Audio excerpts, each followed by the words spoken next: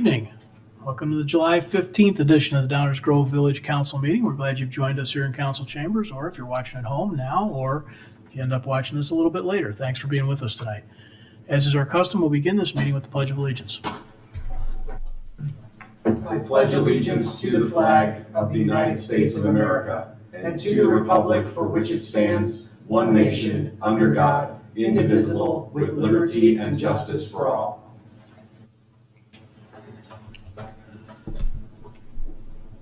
Rosa, would you please call the roll? Mayor Barnett, Here. Commissioner Sadowski-Fugit, Here. Commissioner Gilmartin, Here. Commissioner Tully, Here. Commissioner Davenport, Here. Commissioner Sarver, Here. Commissioner Rowe. Here. Good to see everyone. Full house tonight. Item 3 on our agenda is the minutes of previous council meetings. Is there a motion? Mayor Barnett, I move to approve the Village Council meeting minutes from July 8th to 2025 as presented. Second. Any comments from the council? All those in favor say aye. Aye. Opposed? Passes unanimously. Just like that, we're on to item number 4. Item 4 is our public comments portion of the meeting. This is the portion of the meeting where we take public comment on items not on tonight's agenda. As we get to future agenda items, there will be an opportunity for public comment at each one. So if you have a comment for us tonight on something that is not on tonight's agenda, please come on down to the podium.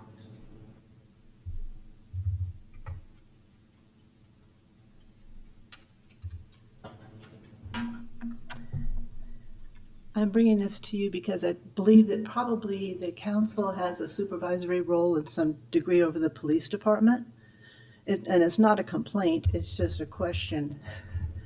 We know that the ICE in much of the country is picking people up on the street or various locations. And when they do so, they generally do not have any professional ID or reveal any professional ID to the public. They'd maybe just have a printed T-shirt. So I think that causes a lot of extra concern on top of many reasons for concern, but not knowing for sure that that is even ICE. It could be some other criminal group picking someone up. And so my thought was that it would be good if people could feel comfortable to call the police not to stop whatever's going on, but for them to verify that it's ICE, and maybe also ask, not interfere, but just ask them if they have a warrant and where they're going to take the person. I think this would be maybe a sensible way of dealing with a situation where it's lack of information. The secrecy is very frightening for people. And so I'm wondering whether that's something that you folks might be able to discuss, maybe talk to the police department. I don't know if they're already up for that, but I wouldn't, obviously they wouldn't want to feel that they were getting into a political role of interfering, but just information issue. Thank you. Others, comments not on tonight's agenda? Okay, with that, we will continue on then with our consent agenda. Is there a motion? Mayor Barnett, I move to approve the consent agenda as presented. Second. All those in favor say aye. Aye. Opposed? That passes unanimously as well. Item 6 is our first reading portion of the meeting. This is the portion of the meeting where we discuss items on which we do not plan to take action tonight. These are maybe discussed for the first time this evening, or perhaps continuations of previous conversations. But these are items on which we do not plan to take formal action this evening. Dave? Thank you, Mayor. There are 2 items on tonight's first reading agenda. The first item is an ordinance considering increasing the number of R3 and Rec 1 liquor licenses. As the council knows, the village limits the number of liquor licenses that are available. And currently there are no R3 or Rec 1 license available for issuance. But we do expect requests for those said licenses from new and existing businesses. This ordinance would simply create 1 additional license in each of those categories. Happy to answer any questions that the council may have. Thanks, Dave. Any audience comments on this item? Council comments or questions? Chris? Thank you, Mayor. Just a question of process. Is it typical that we certainly have a limit on each of these categories? Is it typical that we require somebody, each time somebody asks for one, we add those? I mean, obviously that's up to us, but is that kind of the typical process? Typically, sometimes we increase them by more than one if we know it's a Something's coming. popular license or something is Okay. coming, but typically, yes. The R1 licenses are not restricted. Those are the typical They're restaurants. not restricted, okay. But this one is a little more unique because it's a class that has a smaller number and it's a recreational Exactly. league license. So, okay, thank you. Thanks for that. Thank you. Anyone else? Just to extend on that a little bit, these classes sometimes been referred to as boutique is one word that's been used, but they are intended to allow a certain degree of kind of integration with our comprehensive planning, integration with zoning, integration with the rest of the village council's intentions about direction and course. And so in some instances, they're unlimited. In some instances, they have limits on them. They also have been added over the years in terms of type and definition. The list that's here is, I don't know, Enzo could tell us exactly how many were added when. But there have been new opportunities, think brew pubs, think places like bottle shops, things like that. Over time, there have been ads as well as for type as well as quantity. And so each time we've added one, we've generally thrown a sort of a limit on them as a, trial balloon, if you will, sort of a see how this is going to go kind of a thing. So oftentimes the licenses that are requested fall into that category, where there's a type of entity, type of business that maybe 15 years ago wasn't really contemplated and got added, and then now is popular enough that there are others that want to do a similar thing. So that's a little more of the history behind it. And Mayor, just one Yeah, more. please. So do you think the limit on these licenses impacts the attractiveness for those types of businesses to look at Downers Grove? In other words, we have three, you're liquor commissioner, right? Mhm. Yeah. So we have 3 licenses in this rec, we're looking to go to 4. I don't know what the extent of the process is for that to get, but maybe I'm asking your thoughts or maybe any thoughts here if that's a Sure. limit to what we might attract. So this is going to be anecdotal Mhm. and a little reactionary. Yeah. But no, I don't think it does. Any time that I can recall, including times when Martin was serving as the liquor commissioner, that we've had opportunities, they've been really well received by councils, trying to facilitate, trying to find a way to allow a new business to fit in.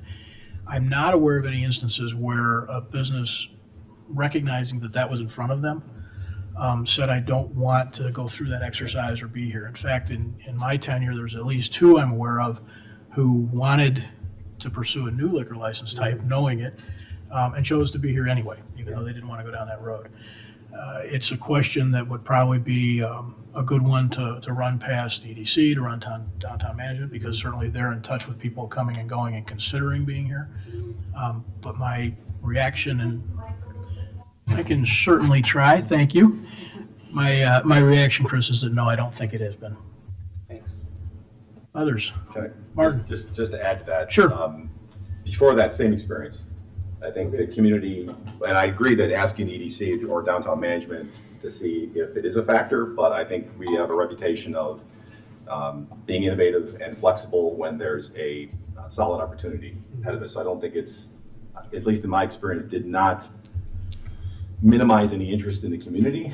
And there's also a reason to keep the limits the way they are until there's a reason to expand them, because we are talking about liquor and it's a highly controlled substance, obviously. And one of the things we don't want to do is have a bunch of open licenses hanging around. So we usually try to tailor them to the need, being as proactive as we can to anticipate new opportunities, or as the mayor said, when the first sidewalk cafe was presented to us, there wasn't such a license. But I think almost without question that has not been viewed as an impediment to businesses coming to town. And it also affords an opportunity to have conversations like this so that members of the public can see what we're doing and why. So that's those are 2 other factors why I think this approach has worked well. I appreciate that. I was a part of one of the creations, at least one of the creations on a boutique in town that was looking for that, and we didn't quite have and I just didn't know, as people are starting new businesses, they have lots of things to consider, if this was something that was just another thing to have to worry about. But it sounds like it hasn't been an issue, and it sounds like we're pretty amenable to adding licenses when necessary. So thank you for that. Anyone else? Dave? Thank you. It is my privilege to introduce the next item, which is an ordinance which would update the village's comprehensive plan. This is the actual first reading on this ordinance. We expect to take action in the coming weeks. Here to present this item is our planning manager, Jason Zawilla. So I'll turn it over to Jason. Okay. Good evening, Mayor and Council. So tonight we're going to talk about the Guiding DG Comprehensive Plan and its adoption. So if you take a look at the schedule on the screen, we've completed just a couple of meetings about Guiding DG over the last 2 years and the comp plan itself, and we'll have one more after tonight. Tonight, we plan on reviewing the engagement activities since the last time the council looked at this plan, which was on May 20th, and we'll look at the implementation matrix that was provided to you. So with the engagement, the Village of Downers Grove and consultants have completed a variety of public engagement activities, meetings before the PZC and the Village Council. Engagement included the kickoff meeting that occurred in April of last year, workshop meetings, community surveys, community meetings, open houses, pop-ups, visioning workshops, and so many different ways that we had to list them on 2 slides. Again, a couple of meetings on this. The comprehensive plan itself includes 11 chapters, right? So these are the covers for each of the chapters in the plan, and that includes the introduction, framework chapters, and core chapters. Since the May 20th meeting, we held 2 community meetings and 3 pop-ups. Staff has worked with our consultants, House of Levine, to complete a variety of items in the comp plan, including confirming alignments with the 3 other adopted Guiding DG plans and completing the implementation matrix that I just mentioned. On the next slide, we have a couple of recent engagement activities since we were last in front of you. We had great attendance at the Coffee with the Council pop-up, as you might recall. And then here's again a look at the outreach that we conducted. And bottom line, they were incredible. We had over 2,800 points of direct engagement and over 300,000 touch points through digital and print means. The project exceeded all engagement benchmarks that we set, and that included Map Social. Again, that was the mapping software we used on the Guiding DG website, survey responses, workshop participants, and a number of other public events. We've updated in the plan itself the top industry table and graphic. There's some confusion on this with one of the last discussions on there. So now the table on page 28 notes that those are the top 10 job sectors in DG, and we've also corrected the inflow-outflow graphic that was also featured on the page. With the future land use map, there was no changes, but just wanted to show again that the northwest corner of Saratoga and Warren Avenue was changed to attached single family as directed by the Village Council. And there's the area there. One area that we did want to draw attention to is the West Ogden focus area. The plan calls for Grant Street to be joined from the east to west. This is where we have 2 dead ends on a street as represented in the graphic, and they are not connected there between Lee and Cornell Avenues. The implementation matrix is the last component that was included with the most recent draft, and that's really the last big piece that was completed. The plan has over 200 recommendations. We split these recommendations into 4 groups. So the first group is village recommended actions. These are actions the village can undertake as the principal responsible party, and you can think of something as like the zoning ordinance and updating that. There's recommendations for partner organizations, and this is where other partner organizations are the lead, such as the school district or the park district, and that calls for village support. So think of working with District 58 through their entitlements for the additions at Herrick and O'Neill, right? So then there's also the continuation of existing village practices. These are recommendations that will continue of our existing practices today, such as requiring buffers between residential and commercial developments, and we should continue to do so, and the plan does recommend that. And then the last one is the recommendations used by developers, staff, board and commissions, and the village council. And this is what we use by staff when discussing and evaluating development proposals. You'll find these in staff reports where we detail how each of those developments comports to the comprehensive plan. So moving forward, we would use these recommendations. Once these recommendations were broken into these 4 categories, the village worked with House of Levine on the selection and prioritization of the recommendations to include in the matrix. It was determined that items in the first 2 categories are relevant to an implementation table, which I'll talk about shortly. And so then based on those recommendations, the team developed 10 items in the implementation table. These 10 items include updating the zoning, building, and subdivision ordinance, considering a public art program, raising awareness of sustainability practices. Those are just some examples as you see on the screen. And then within each of the identified items, there are multiple recommendations. In the matrix itself, each recommendation identifies the comp plan chapter they originate from, a priority, and an estimated duration to complete each item. And this is straight from the draft you have in front of you, but priority and duration was identified via discussions with House of Levine in terms of planning best practice, typical planning order of projects, typical project durations, and identified themes in the Guiding DG suite of plans. Each of the 10 items identified can be started within 5 to 7 years, depending on the village council high priority action item discussion.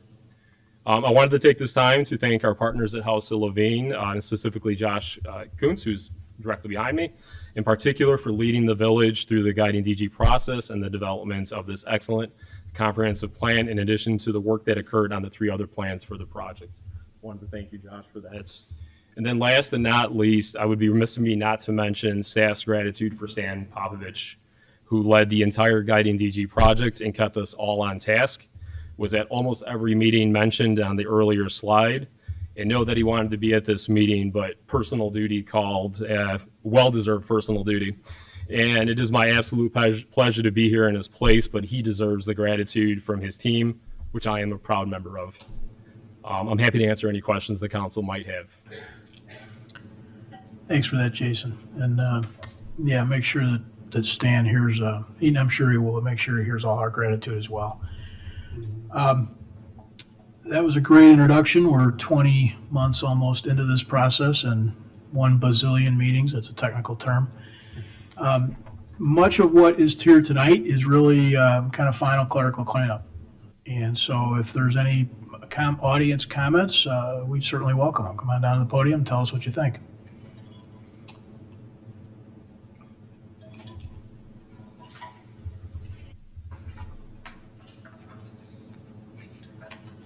I'd like to make an observation of some of the recommendations and the language used, and as you're doing cleanup and so forth. In some recommendations, and in the discussions, the language is used that the village should do something. What caught my eye was the ADU units that are under consideration, that the village should change the zoning code to allow for them. We had and I would suggest that that word should be could. And many of the recommendations ought to be could instead of a directive. There was a very lengthy discussion about accessory dwelling units at the beginning of this process in connection with the Fairview Focus Plan, that there would be an accommodation to allow for that change in zoning to kind of see how it worked, see how what the process was, how it would develop, and Mr. Davenport in particular talked about it being an experiment. And so I would suggest in that particular situation, and actually any of the others, where the directive says you should do something, that the word should be used could or thought of could in that context, and that more discussion and actual application of those recommendations should be considered in depth. Thank you. Thank you. Others? Okay, council comments, questions? Mike, go ahead. I'll kick us off. So, I feel like I'm in mile 25 of a marathon, and I, trying to get past the finish line here. It's been we've had a few meetings for sure. This implementation plan, fantastic. And just the kind of kick I needed to sprint, to the end here. Got me kind of excited, because that's what I want to get to next, right? And I think that this chapter helps us, and it'll be a great help as we work through our priority action items, I think. Specific to the presentation this evening, that Grant Street connection, that's not something that I'm actually excited about. I think it should remain as is. Just rode my bike down Grant Street that entire length just last week in order to ride down our new lanes on Main Street. It's a great experience, honestly, and it occurs to me that if Grant were to be connected, it would be maybe somewhat less bike and pedestrian friendly as a route, right? The fact that you can't drive all the way through. So that's kind of where I'm thinking right now. Don't see a major benefit to making that change.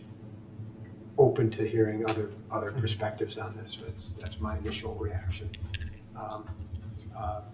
In terms of public comment just made about the should, could, I'm very much in the should camp, I guess.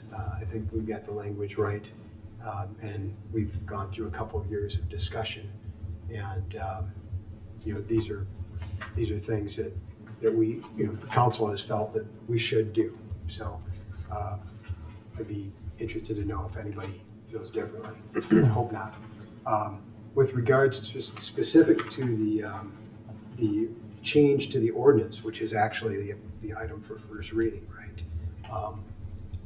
I noticed that in the proposed ordinance change, section 1.12 comprehensive plan, we're changing the comprehensive plan date to August 5th.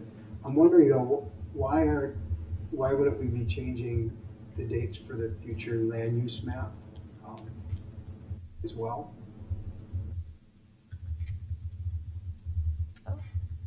Let me look into that. Sorry, I will. I just spotted it this evening, so. That's holdover language.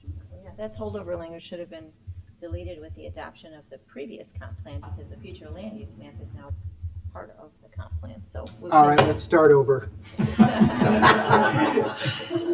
Buddy, Would you like to have a few meetings? I'm crossing that finish line with you. Back to mile one, Mike. Nope. Be careful what you ask for. Right. And then also a question on the language in the last paragraph of this section. It talks about the future land use map and the narrative, future land use map narrative governing in the event that there's a conflict with the All needs to be cleaned up because now the future land use map is all part of the comp plan, so that will all be cleaned up as well. Very good. That's all I have for right now. Thank you. Thanks, Mike. Yep. Chris? Yeah, I'll just piggyback on Mike. I feel the same way about a lot of what he said as it pertains to the implementation matrix and table. Fantastic, such a great tool for us and future councils to leverage. I did have a little bit of concern that the priority items, their weight in our priority action item discussion. So I'm when we get to that part of our conversation, I just want to make sure it's clear that these are not, from my understanding, items that we have to do. These are just, if we looked at the comprehensive plan, these are 10 items that not just the councils, but I think as Jason was talking about, all of the feedback we've received and surveys and pop-ups and all of the things that we've done, what the community has also identified, and then the council will need to determine that. But having said that sort of caveat, I think this is a fantastic matrix. I think it's going to help us look at things in a much clearer way, understand things. So kudos to this. I also agree with Mike on the Grant Street connection. To me, this is small area of pedestrian transit and why we would remove it in a town that we've talked about has a lot of landlocked issues with that kind of thing feels counter to me. I'm glad it was raised and I understand the idea there. But I'm not interested in that. And the other one was, in terms of should, I completely agree. These are visionary documents that are supposed to give us motivation to listen to what the public and the councils have decided we should look at, and I feel like that's the way they work. Let's be real. Not all of this is going to get done, but the idea is to take action and to be clear in the direction, and I think that type of language does that. I don't know if there's anything else specific that you need us to weigh in on, but I think that's where I stand for now. Thank you, Mayor. Thank you. Others?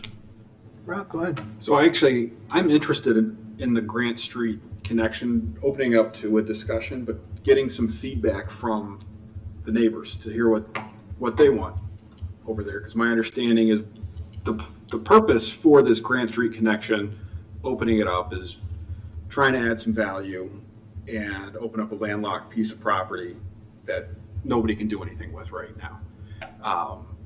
But that being said, I just would like to hear comments from the neighbors to hear what they think as to that one. I agree with both of you about the should language. I think that should stay in how it is. I think that was the intent. And I think that's it. Leslie? Yep. In terms of the Grant Street, I feel the same way as Commissioner Rowe. I could really go either way. I see the value in being able to connect between the two, but also understand the concerns of it not being as accessible. I did pull up the ATP, and it's currently marked as a Sharrow route. So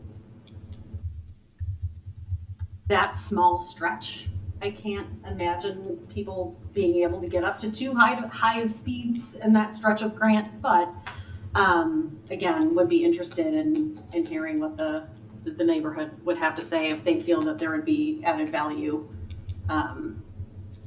being able to access both directions. In terms of the should, I agree. We kind of came down on that earlier, so I'm not looking to change it now. And then also love the implementation matrix. This is something that in terms of a lot of our plans previously, I feel like we were missing to be able to really get to the nitty-gritty of how we can get some of this done. And a lot of it will feed into each other. So, one that will be of no surprise to a lot of folks is I'm really interested in item 6, conducting an attainable housing study. Well, a lot of the things that, might go into helping us get to more attainable housing could be part of item 1, which is retrofitting or some of those options. So a lot of these might even work with one another. So really happy to see this matrix. I think it came out really well. It reflected what I at least was envisioning when we were discussing this. So thrilled to finally be here at the finish line. So thank you. Thank you. Tammy? Just two things. First of all, kudos for a very easy, readable presentation and packet of information. I appreciate that, especially as a newcomer. And as with regard to the Grant Street issue, an empty lot, has it been purchased? It has been purchased. I don't know how recently ago, but we've had interest in the property to identify what to do recently. So someone has bought it, Yep. and they understand that there is this walkway between the two parts. Correct. Let me just add a little bit to that. This series of lots has a little bit of a history. It was platted before the modern subdivision code or outside the village as well. So there's a handful of lots there that don't even front on a public street. So there's some challenges with this site. Some of the challenges also have to do with extending a sanitary sewer into that area. There's some significant challenges there. It's likely that we'll get development requests for this property in the coming years. A development request would be, I think, the appropriate time to ask the question about how to handle Grant Street. If the development request has multiple structures, in this case, single-family houses, it would probably require the connection of a public street, which would be more likely to foster a full connection at Grant. If this site develops with a standalone single-family house and those lots are consolidated into one, then the question is really about, you want the street to go through, or which side of the street do you want the driveway to connect to? While it's true that there's a connection, pardon the pun, between the street decision and the development, if it does come in as a single-family house, it's not driving that discussion solely. So what we hear so far, one of the options we could put in there is a recommendation to hold neighborhood meetings at the time any development is proposed to give us some direction. That might also be a way to handle this. Chris? Thank you, Mayor. Are we just talking about a single lot that would be impacted by this connection? You can see on the map there that's circled, there's one of the lots that actually fronts on Grant Street. Okay. The balance of the multiple lots, they don't even Balance. have street frontage, they're sort of stacked on top to the north end. What's the count of those lots? What's it? I think Jason's here, because Yeah, I'm at the Jason. extent of my knowledge here. Jason? There is 8 individual lots located behind the lot that is facing the frontage. It's all by the same owner. Behind that lot. Yeah, to the north. So would the grant access even provide something to those folks? Yeah, if you Got it. subdivide, you have to build something. I see. Build something into it. Okay. I think, Grant through. okay, that helps. I think we need to see what's coming and maybe I agree with neighborhood meetings and Yeah. go from there. So the challenge though is if in the comprehensive plan, we are demonstrating a through street that's going to be used to push this forward. So another reason why I think it shouldn't be there and let them come and ask for it. Yep, that's where I was at. Martin? Yeah, picking up on that, I was thinking the same thing, that this would be a more mindful, reasoned decision if we had it in the context of some kind of proposal. I'm also hearing that if someone were to come in and want to redevelop this, they might, who knows, need to contribute to some of the infrastructure in that area. So I'm thinking that there might be an opportunity here to have some of this done privately rather than publicly. That's what I heard. And definitely, no matter what, there would need to be some neighborhood conversations about what does the neighborhood see, and get some more on the ground type of feedback. But kind of where I'm at, considering it more in context, I think would be important. Plus, I like the potential private leveraging of funds to build some of that stuff if it were to happen. So then just going back to the comprehensive plan, obviously a huge undertaking, and the word comprehensive, of course, means covering completely or broadly, and I don't know if we could possibly have a document that covers any more than it already does. There's really something in here for everybody, literally and figuratively, and kudos to everyone for a tremendous amount of work to bring this all to ground. It's a lot of work, so much work that Stan had to take a vacation because it was that much work, and well-deserved one at that. Really appreciate all the efforts, really appreciate everybody who participated or had input in it one way or the other. It's important that these things are done every 5, 6, 7-ish years.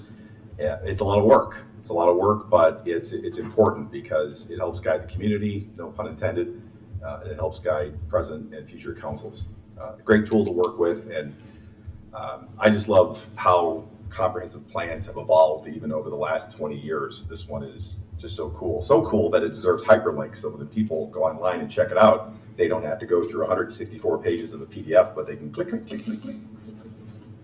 Make it even more user-friendly than it already is.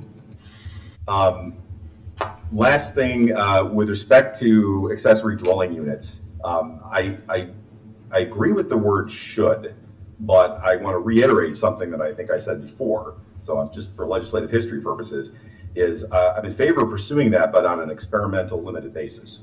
I am not in favor of a blanket ADU across the entire community. That is the should part that I have a concern with.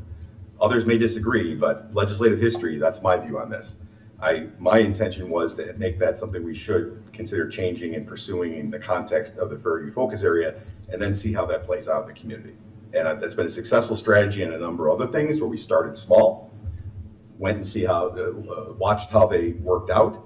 And if none of the evils that people expected manifested themselves after that and actually turned out to be a good idea and the community was in favor of it, then we can easily expand it. So that's just for little legislative history purposes. I would have put that on the record. Thank you, Mayor. Thank you. On this West Ogden focus area Grant Street thing, I agree with my colleague's premise that we probably want to wait and be specifically asked.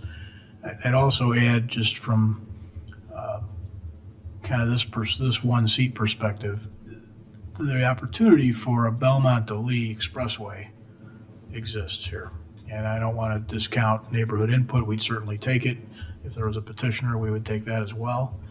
But we have a tough time managing sort of the overflow, cut through traffic situation. And this seems like an opportunity to add another route to that. So my first sort of gut inclination is in direct contrast to the suggestion that we'd want to propose the future expansion of it. So I'd like to have that not in the comp plan. Any suggestion that we intend to make that a street. If somebody wants to come ask some council in 2 years to do something, obviously anybody can come ask us for anything. But I don't want to give that kind of direction out of the gate. And then I'll just kind of double down on the should could. We could do anything, at the risk of being the wise guy up here. There's 2 years worth of planning and a bunch of collective consensus, compromise efforts at direction. This is what we think we should do. And it may change. In fact, it probably will in another 5 to 7 years with some different group of heads sitting up here, just like this one has. But it's not an ambiguous thing. This is what this group of people thinks we should try and accomplish in the foreseeable future. And I don't want to be ambiguous about the direction either, any more than I am about the details that are in this plan. I think it's a pretty important thing. It is not unique to take that kind of a direction. It is also not unique to have a plan that evolves over time. But just saying that we could do something is almost meaningless at the end of the day. Every one of these subjects, you can roll through this plan, spend your evening going through it, and find any page in here and add to it with a bunch of coulds if you want to. But what we're trying to do is we're trying to give some guidance to future councils. We're trying to give guidance to people who want to consider our community for either their home or their family or their business. And so being specific about what we think our direction is going to be is an important component to that. And I don't have any interest in moving off a should. But let me also add that we've had this very conversation, I think Leslie alluded to it, at least twice before, and landed at the same spot every time. So it is going to go forward that way. Mike? Thank you. Yeah, if I could add to that, I mean, what we're talking about is, we look at item number 1, it says, consider allowing ADUs in single-family detached districts as content-sensitive infill. So the question, it's about considering it. It's, it's not committing to do it everywhere. And just wanted to emphasize that, right? And I agree with your comments, Mayor. Thank you. Chris? I just, again, want to reiterate, it also is not simply just the 7 of us that Right. created this comprehensive That's right. plan. This was a collective effort between our residents, our consultants, our staff, this council. And so while I agree we are enacting this comprehensive plan, it is up to us to decide to move it forward.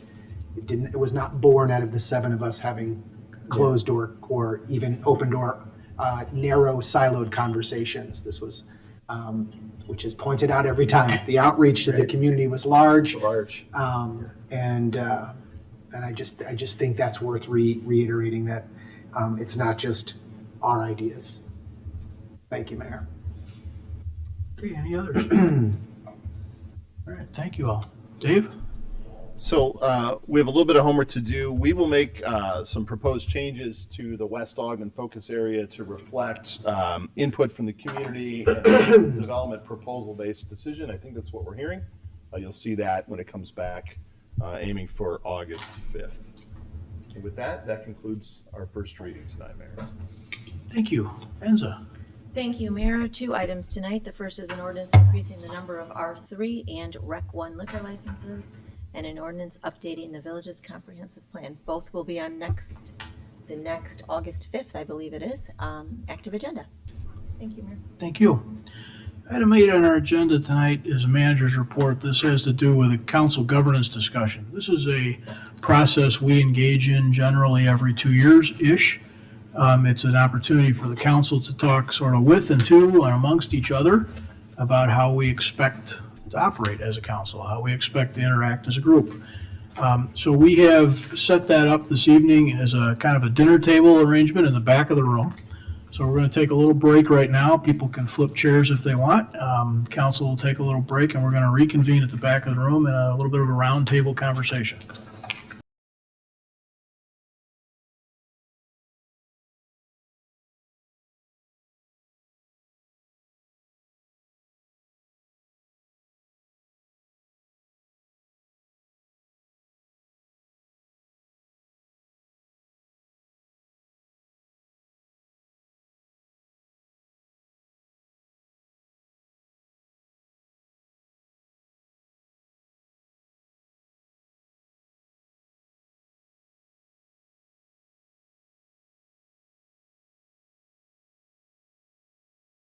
So we have a governance meeting planned this evening and then another one planned in a couple of weeks. And as I mentioned before, we moved over to the setup here that these are things we do generally every couple of years. The council operates as a body within a set of kind of agreed to criteria, agreed to boundaries, how we're going to interact with each other, how we're going to interact with staff, how we're going to interact with the public. And that changes from council to council based on the makeup of the people that are sitting here. There are 7 unique individuals sitting here. They all have expectations about the job, expectations about their role in the community, histories that brought them to this point. You've heard us talk, if you've watched our meetings, that people all look through their own unique lens. And that's in play with the 7 of us as well. And so for the next 2 years, this group of people needs to find a way to work together and get along and respect each other and appropriately interact with the public, appropriately interact with other governing bodies and governing agencies, and be prepared to respond to the various things that come up. The truth of the matter is an enormous part of what we do is reactionary, brought to us by either circumstances or individuals or other entities. So we have here a memo provided by our staff. It's kind of a working starting point for this group. And it goes through a little bit of the background of why we do these and how we got here. And then frankly, it starts in with a list of discussion topics, really. And so what I had hoped to do tonight, and certainly would welcome some different interactions if people want, but I'd like to just work through it.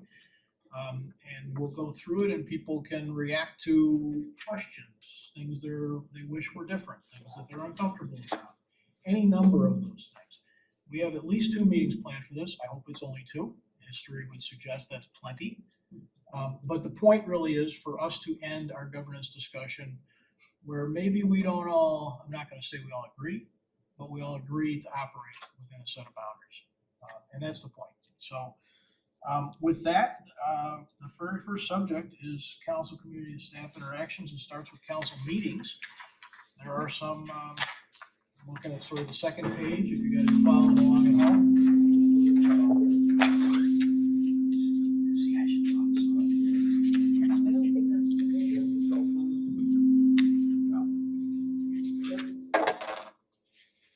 No. Okay, council meetings. There are some conversations here. There also is an adjacent thing. It's linked in the very beginning of this. So if you don't have it tonight in the audience, it is linked. It's council rules, section 2.5 of the municipal code.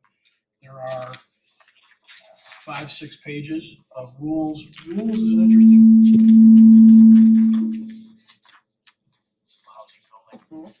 Rules is an interesting choice of words because it is they're really self-determined. This isn't stuff that the state says this is how you will act as a village council. This is what this council is going to decide it wants to adopt and agree agree to going forward. They need to be part of this conversation. So, anybody want to start a conversation about how we run our council meetings? I'll start with the scheduling. So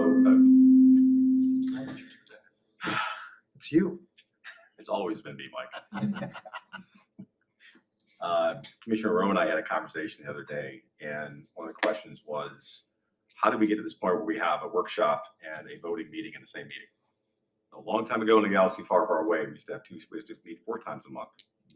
And we would have a workshop meeting, which was just the first reading.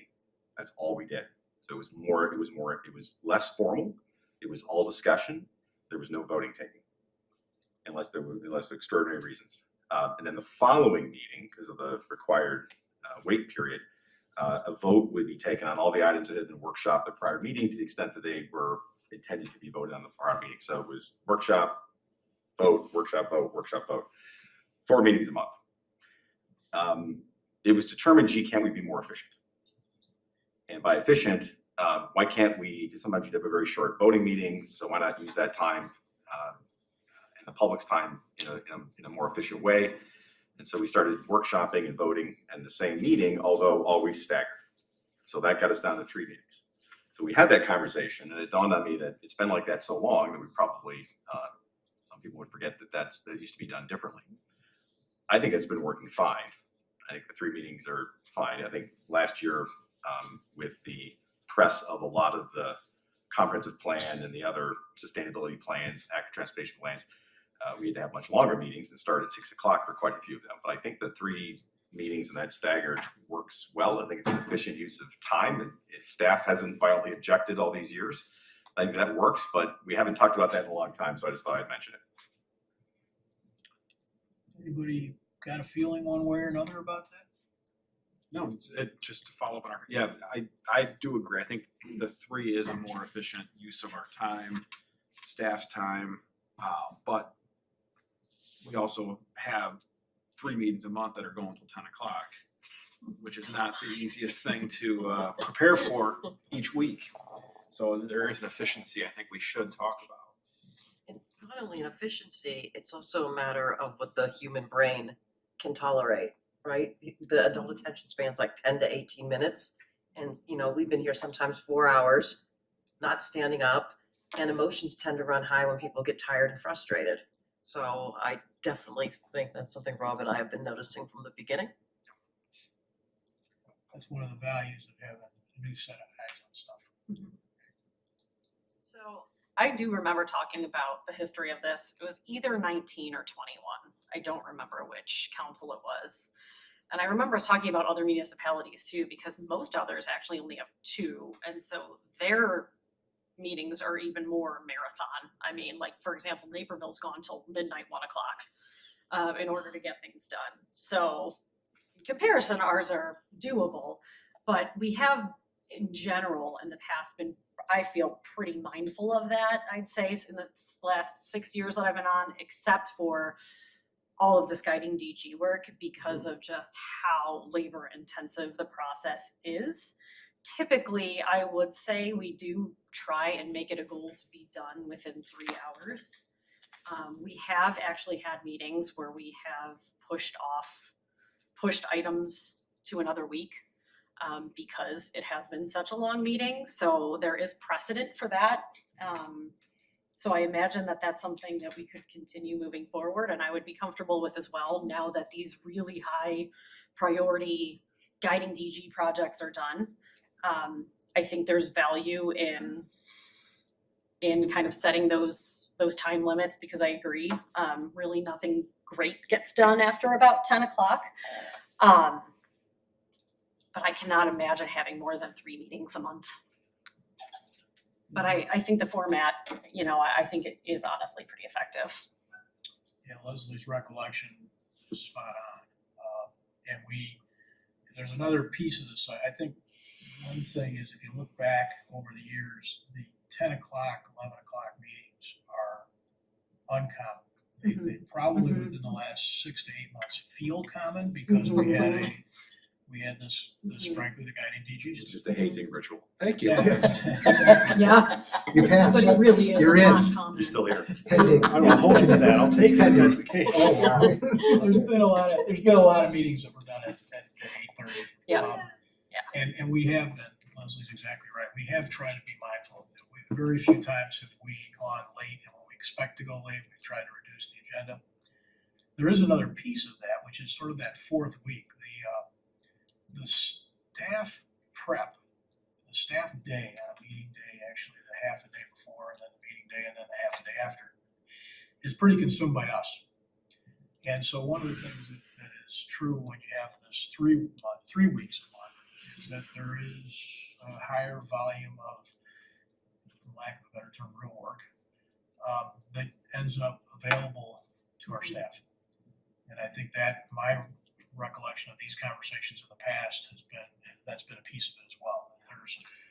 We have work we need to do. We're trying to be mindful of timing, but that fourth week we thought it's a trade-off. We could shorten our meetings, but then that would not be available to them. So again, there isn't a right or a wrong answer. I think that's an important thing about the discussion tonight, the discussion the next night. There isn't a right or a wrong answer to most of this. There are simply, what does this group feel comfortable and how do we feel effective? If we were all going every meeting till 11 o'clock, we wouldn't feel effective. Mike, Chris, any thoughts? Yeah, I think what we have right now works pretty well. And I think when we know, I think there's also maybe a little bit of an advantage to being up against the clock sometimes. It maybe forces some efficiency in getting things done because our time is limited. I'm certainly not interested in adding another meeting per month. I think this works really, really well. I have a tangential notion that I'd like to discuss related to this, but I'm going to defer to hearing from Chris. Make sure that, because I don't want to take us off. Yeah, no, I think I agree with what's been said. 3 meetings is I think enough. I'm conscious of the late nights, and I don't love those either. However, from the way that I like to work is let's stay till we get it done rather than try to add more meetings and have less time. Leslie's point, this guiding DG work, the prior comprehensive plan, there was, my understanding, a separate committee that did a lot of work. This time around, the council served as that committee, so we were basically serving 2 roles for 2 years.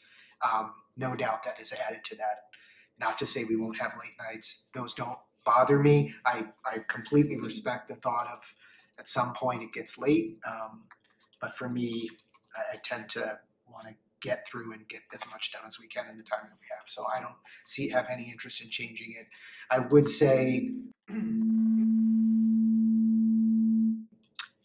it was helpful when we went to 6 o'clock on some of the longer meetings. So I think we should be open to that and maybe use some kind of measure on how we can move that ahead.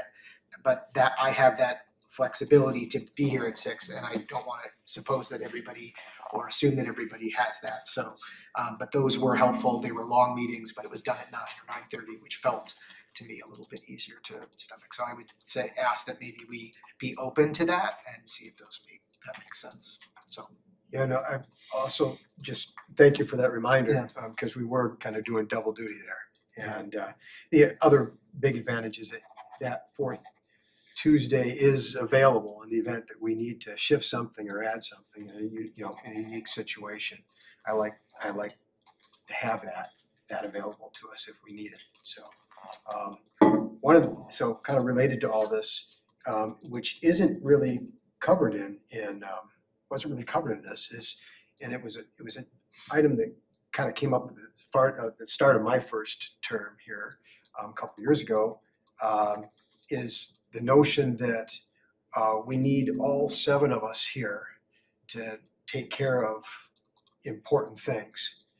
And I'd like to revisit that a little bit. I'm not sure my understanding of what constitutes the need for all 7 of us and whether or not that's really true. In any event, to some extent, I I said this a couple years ago. I come from a school board. If we had a quorum, we got work done. Whatever was on the agenda, we got it done. There were some things that we would slide around a little bit. But for the most part, we didn't stop moving along because one or two people couldn't be there. And if there is going to be something that's important on the agenda, and I know that I'm going to be missing a meeting, if it's for a reason that I have to attend remotely and I'm allowed to, there's that option available to me. If that's not available to me and I'm choosing to be away, then that's a choice that I'm making. And outside the bounds of the definition of what it means to attend electronically. And so that's to me, so I don't think that if I made that choice that should hold anything up, right? As well, if I know I'm not going to be at a meeting, I can get information ahead of time. I can submit information and preferences and ask things to be put into discussion. So I would like to have some discussion around this idea of, because I don't really have a clear understanding right now as to what meets the threshold of us all seven needing to be here. And is this really something we want to continue, or do we want to redefine it in some way?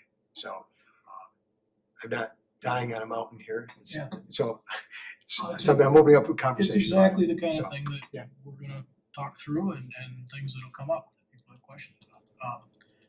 I'll let Dave correct me when I'm about to describe what I think happens. First of all, it is a good reminder that the double duty, as you described it, is what's been going on for 18 months. Okay, that is unique. I think in a more historical, traditional series of events that don't include running as almost a subcommittee or a whole, what's happened is council members, as we all know, talk to each other and talk to staff on a regular basis. And so everybody has a sense.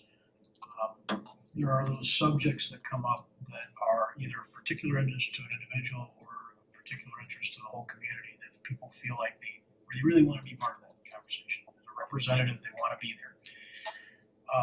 And then we have a series of things that we do, as I mentioned before, that we do not because we want to, but because we have to. It's part of day in and day out running the village, paying bills, getting contracts done. Historically, in the non-double duty session periods, I think that the staff has been able to generally manage our agendas in such a way to accommodate situations where people really felt they wanted to be part but couldn't. Most things are not that time sensitive. They're sensitive that we need to get them done.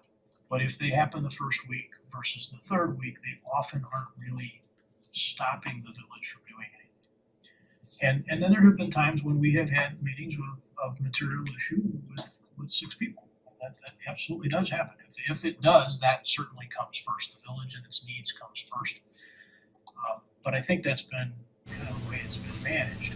Most of us try to be here most of the time. There are always reasons that somebody might not, and I think we've tried to work around it when we can, but not let it stop the village from doing the things it has to do. Is that about right, Dave?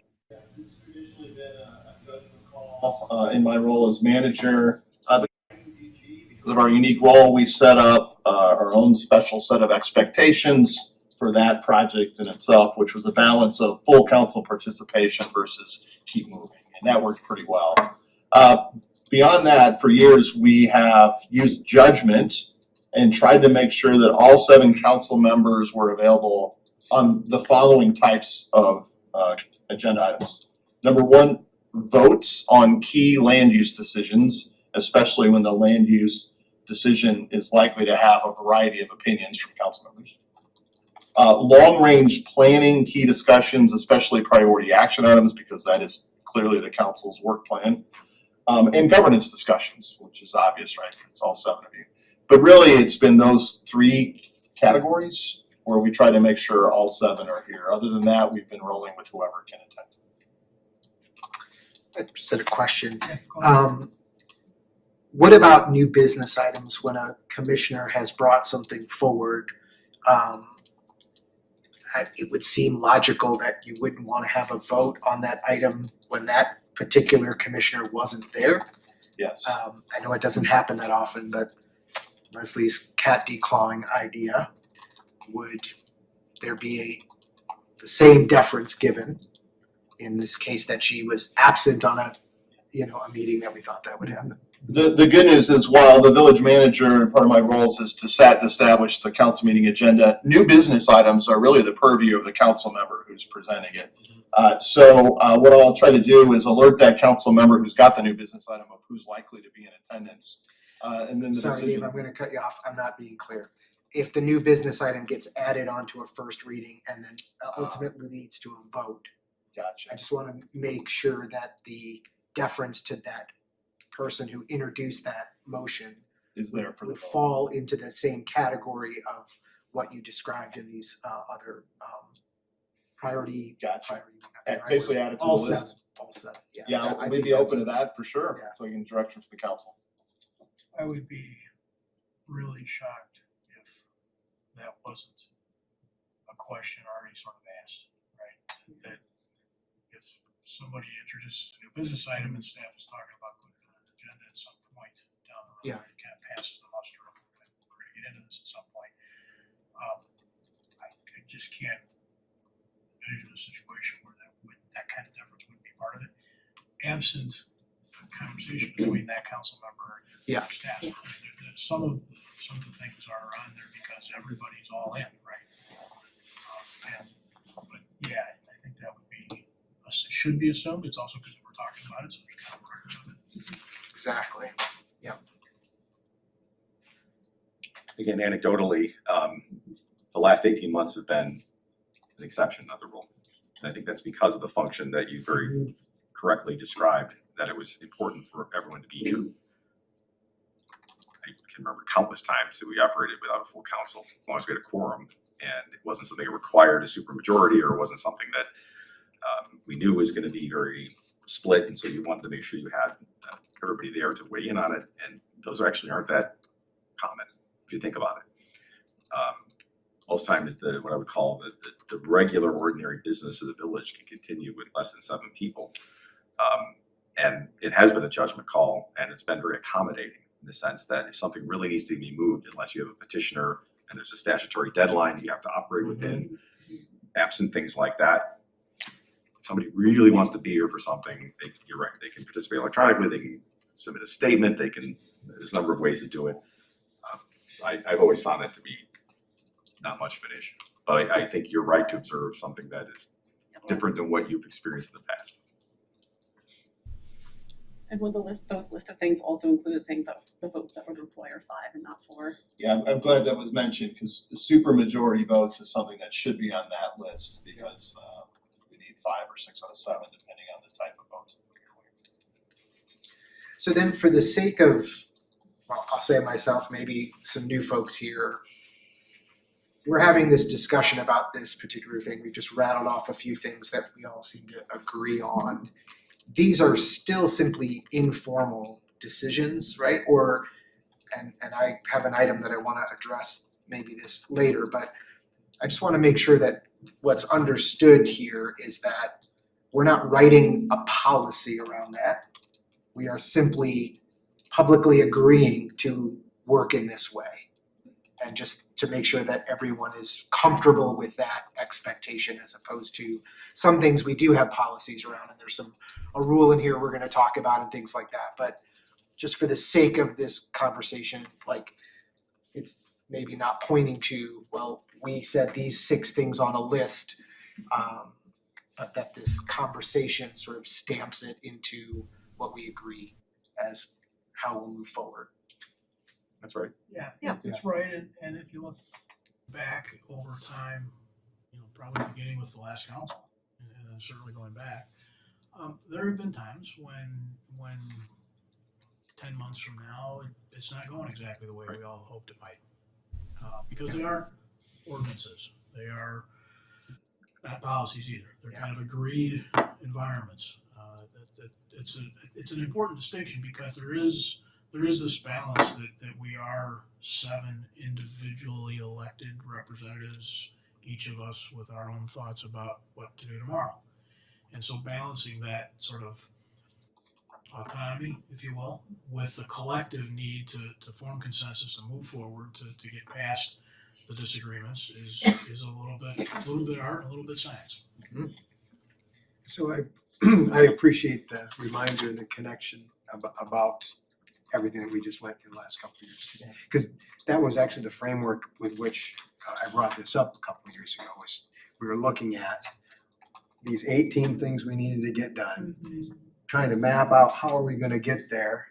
And to me, it seemed like trying to get the 7 people there was a bit of a barrier to us moving at the pace that I was hoping we would move. We moved pretty good. Yeah. It worked out. It's fine.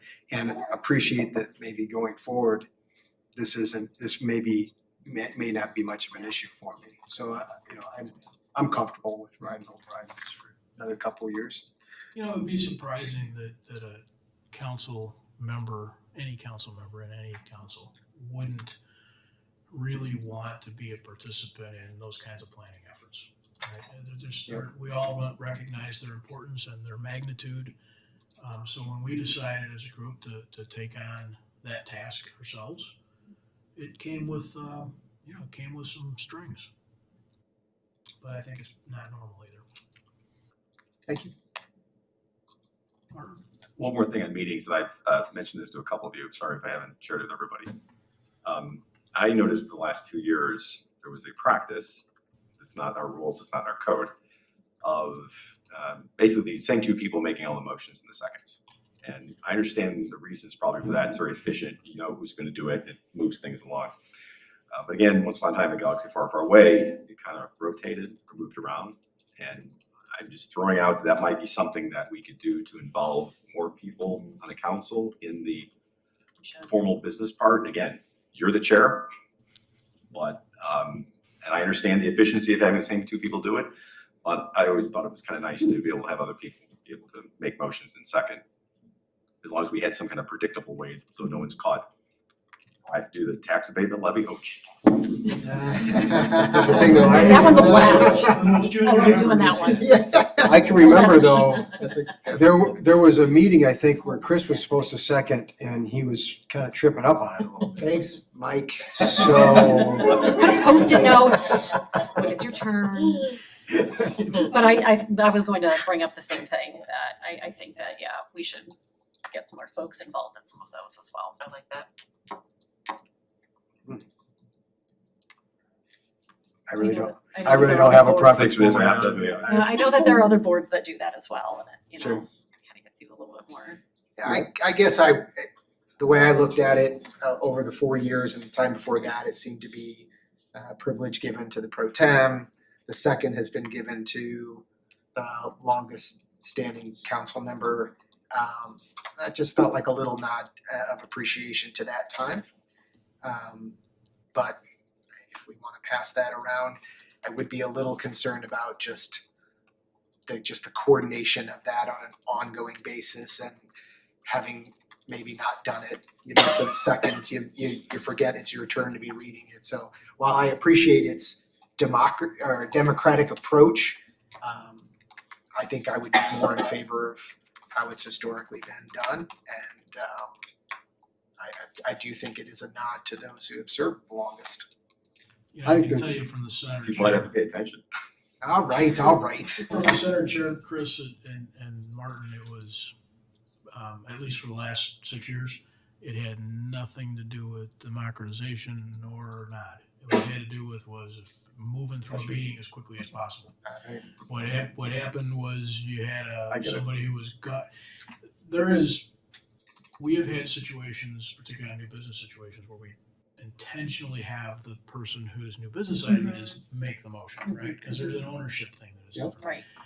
But an enormous number of what we do, the ownership is the village, and what we need to do is the floor, right?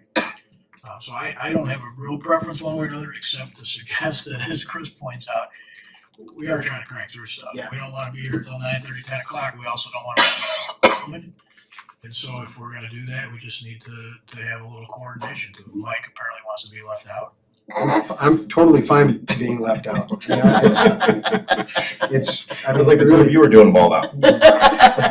I don't have a, you know, an urge to make motions or second them. So, other than when I bring a new business thing forward, so. Martin, when that was done in the past, I think I was party to that, but I don't really recall. Was it sort of, as I remember, we sort of just walked around the dais, so everybody sort of knew what they were likely to do unless they chose not Right. to. Or unless somebody said, I really would like to make this motion, Yeah. okay? Or if you knew not everyone was gonna be in favor, you want to make sure you had a motion in a second so you could have a discussion. Right. But that just takes a little coordination and communication, which is never a bad thing. And again, I just throw it out there. We keep doing things the same if everyone else feels stronger This about is it. appropriate time to have that. Well, that's why I raised it. If that's something that's appealing to everybody, you know, I don't have any problem with it. I would suggest that the coordination not be meeting to meeting, that it be something like we just start on the left and go right, or Right. start on the right and go left. I don't really care, but So- Yes. it's, Correct. so everybody knows Predetermined. sort of Yeah, a where the predetermined. role of the zoo is. How do the new members feel about that? I'll be the cheetah. Because that is something that other bodies, like other municipalities, other governing bodies do, just to get everybody kind of involved in the process. I'm on board, Mike. I was gonna say, I'm gonna use Mike's expression, say I'm not gonna die on this hill, this isn't gonna make or break me. Yeah. I like it on one hand because it does give everybody an opportunity to talk and it keeps everybody on their toes. But then on the other hand, there's oh great, what if this trips us up more and takes more time and makes more frustration and gives Dave more work. So, yeah. Well, what I hear in this moment is I hear Burton and Leslie thinking it might be a good thing to do, and a lot of indifference beyond that, right? And so it seems like with that, we ought to try it. Give it a try. Yeah. And then I'm gonna forget what night's my second. Yeah, you and I are Everyone's gonna- gonna be looking at me. My type by yourself, I I'll bring in highly some doubt Post-its that. and I'll help you guys. We'll never know what's going on. You will. Mister, can I direct you to the comma on page 64? I highly doubt that. Uh-huh. Okay, Dave, make a note of that if you're scribbling over there. We're gonna try and incorporate that with meeting process. Any other sort of meeting commentary? There's sort of 9 subjects that are on there. There are 9 subcomponents. Things like the new business process. I know during my tenure that has been more than one way. It's differently than it is right now. I mean, I feel like the process is pretty easy, right? I mean, it's at Intended least, to be. right? I mean, at least when I put forward a new business item, I mean, I probably do more than I have to because I'm me.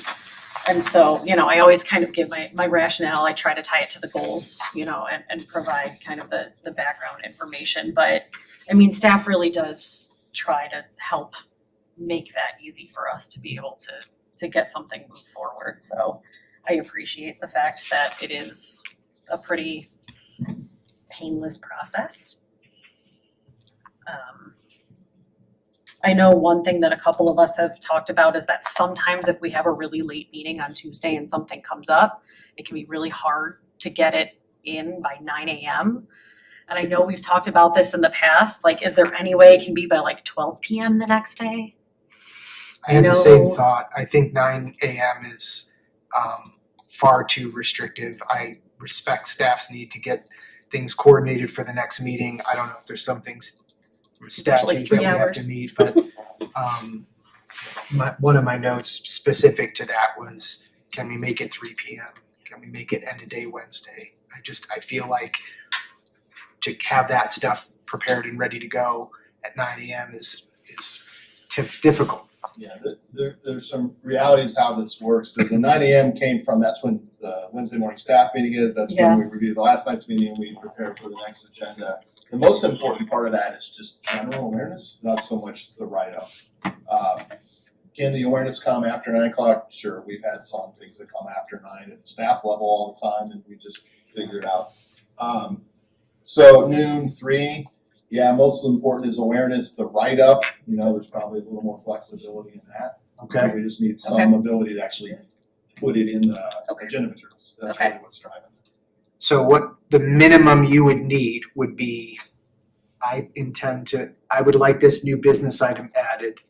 Oftentimes it's a sentence or two that describes it, but the content that may follow A little bit more flexible. have more flexibility. Okay.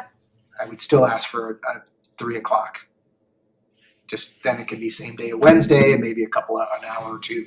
I agree, because, I mean, if we have one of those 10 o'clock Tuesday night meetings or something, We go to we bed. may not be able to get something together in time for 9 a.m. the next day. Well, if we can have the awareness by 9 when we're doing the agenda, and then the written Okay. material by 3. Just like I know. But by awareness, are you looking for the specific sentence or just the fact? Just a topic. Business item. I plan on, Catty County. So Yeah. we can put a placeholder, the very, the Great. transactional, we'll put Yeah. a placeholder in the agenda at the staff. That's great. You're gonna do a Chris has got a thing. new item, Leslie's got a new item, whatever. and Fine with me. That works. One of the things that's going on, just for us to understand, and then frankly for everyone else to understand, is that staff starts Wednesday morning on planning for the next meeting based on what they just experienced. Yeah. Yeah. There's some, Yep. there's just a component of that. I would suggest, I don't have a strong feeling one way or another, but a lot of things in governance, not just within this entity, but in the broader sense of government, in this country are kind of intentionally a drag to stop reactiveness, And so, and that's true. It's built into procedures from Washington D.C. down to here. And so, like my initial gut reaction is, if it's so important as a reaction to the evening, then maybe it shouldn't be.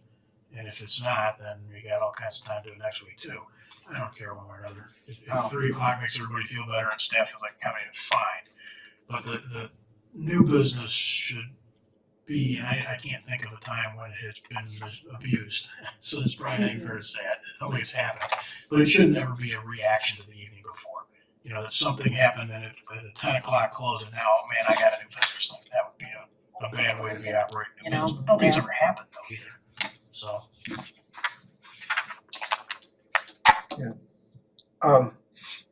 under council member reports,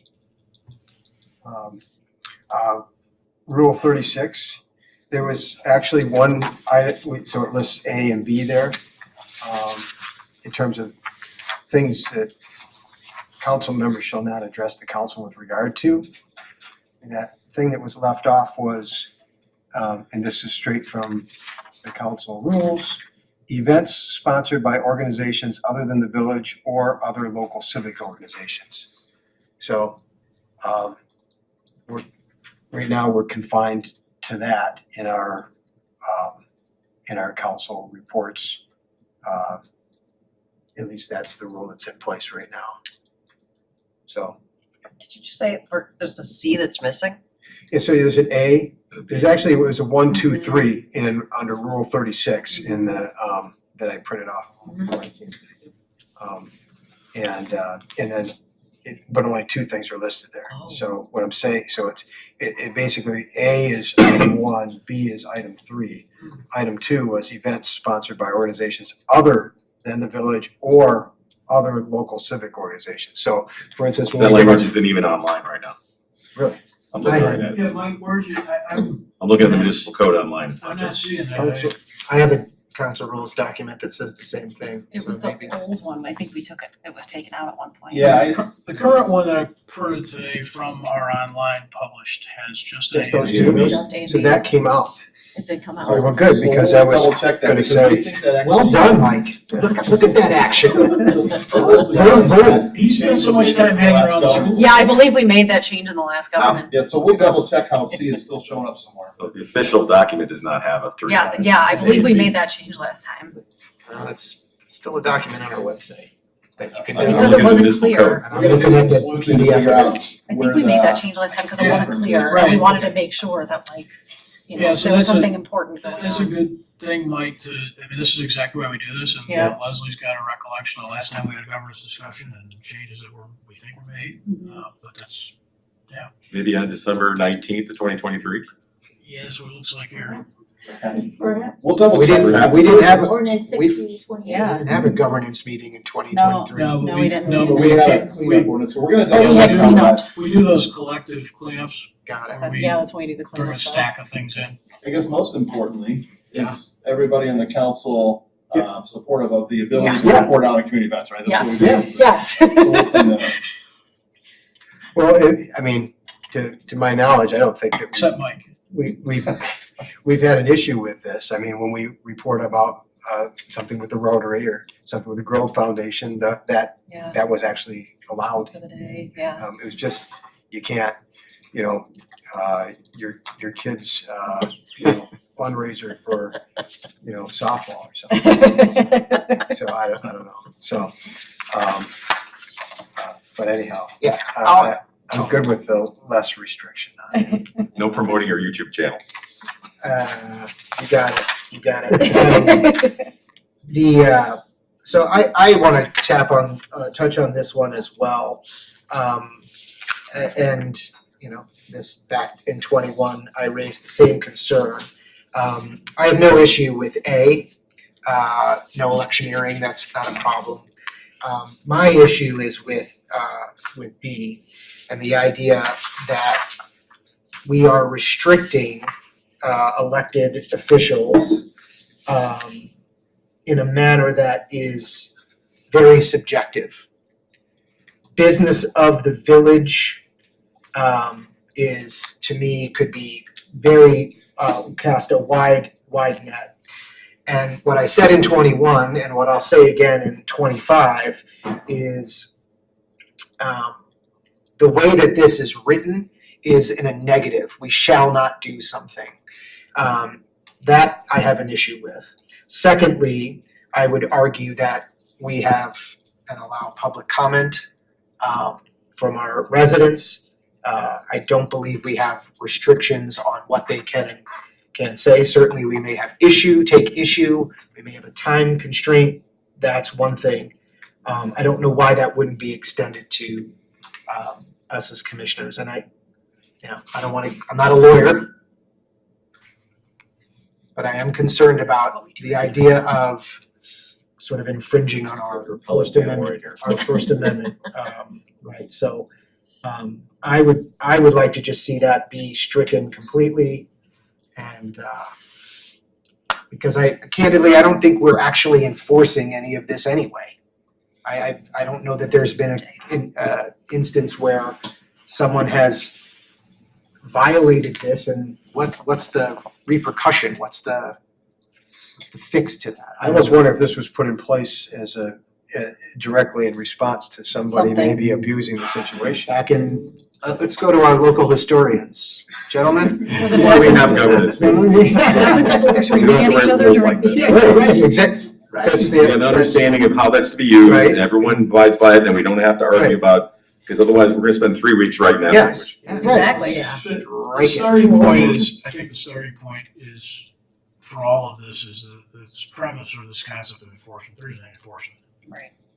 We are 7 people free to do whatever dumb stuff we want to do in a moment. Unless you wanna change Rule 35. Unless you want to change Rule 35. But the point of this, all of these, whether it's these rules or this kind of discussion we're having tonight, is so that we have expectations on each other. I would suggest that, we don't stop the public because we're hypersensitive to the concept of free speech, and we let them say the dumb stuff they want to say too. But we do we do make a point of trying to remind people to focus on things that are within the purview of the village council's authority. And clearly, we have some commentary that's brought to us that is not. And that's part of our broader governance as a community. We have a high degree of respect for that. So in one sense, we're not working to infringe anybody's free speech.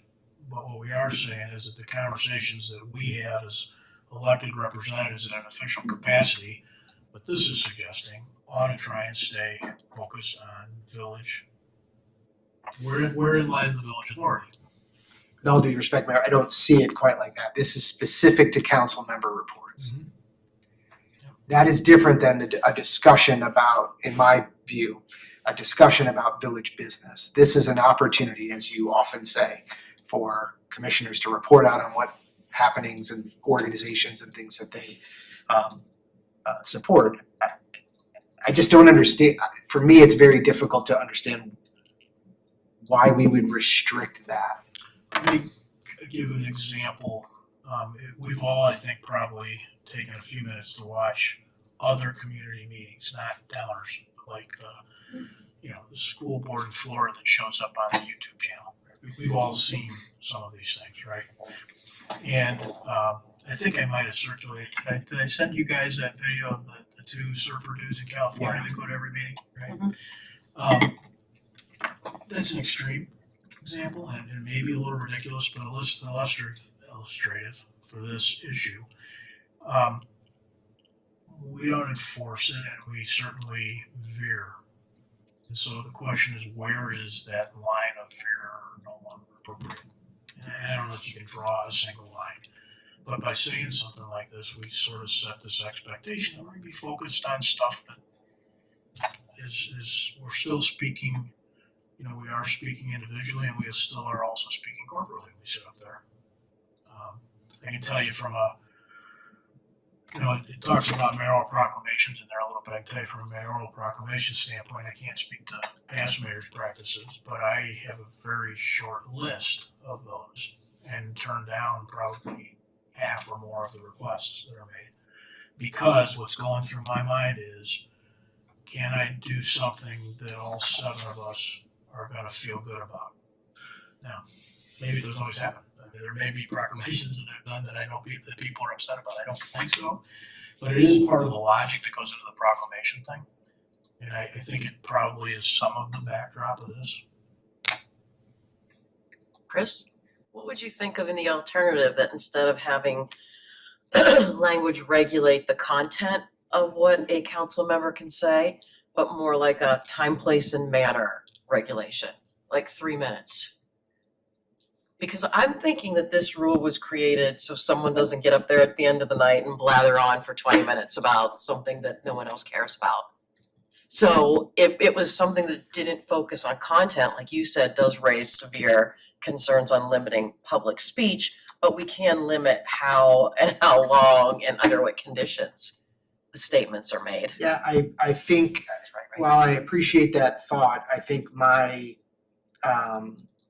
inclination is to be less restrictive than more restrictive. But I'm saying not restrict the content. Yeah, but even the time, I can respect the idea of we're trying to get out of these meetings earlier, so message received. but I think this is just an odd one. This is the only rule that appears in a document that says this is not a list of rules. And so it's not just that we're sort of going by this, we're sort of, nothing's right, nothing's wrong, but this is the rule. The members shall not do this. And I'll just say, that just rubs me the wrong way. I haven't seen an instance where it's been, I haven't seen an instance, you choose my words wisely here, where it's been abused, per se. But there have been things that people have said during these reports that I don't agree with. And groups perhaps that people support that maybe I don't support the same thing.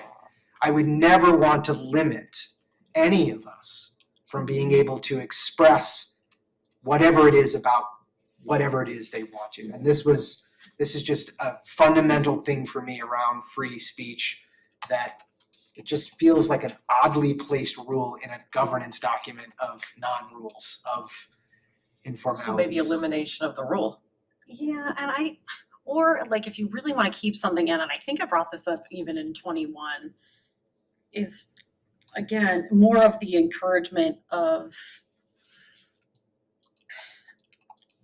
encouraging the statements to bring the community together, or, some sort of, community engagement, just something like that, rather than, like you said, this negativity. I think we had this conversation back then too. Yeah, and rather than say, yeah, don't do these things, you could say, hey, we'll encourage, we encouraging council members to focus on, proclamations, engaging the community, bringing them together, uniting them based on our shared values, something like that, right? Like, and I think that might give you the same kind of expectations that this would give you, but be less like, don't do these things. Are you saying ditch A as well? No, A you can't do.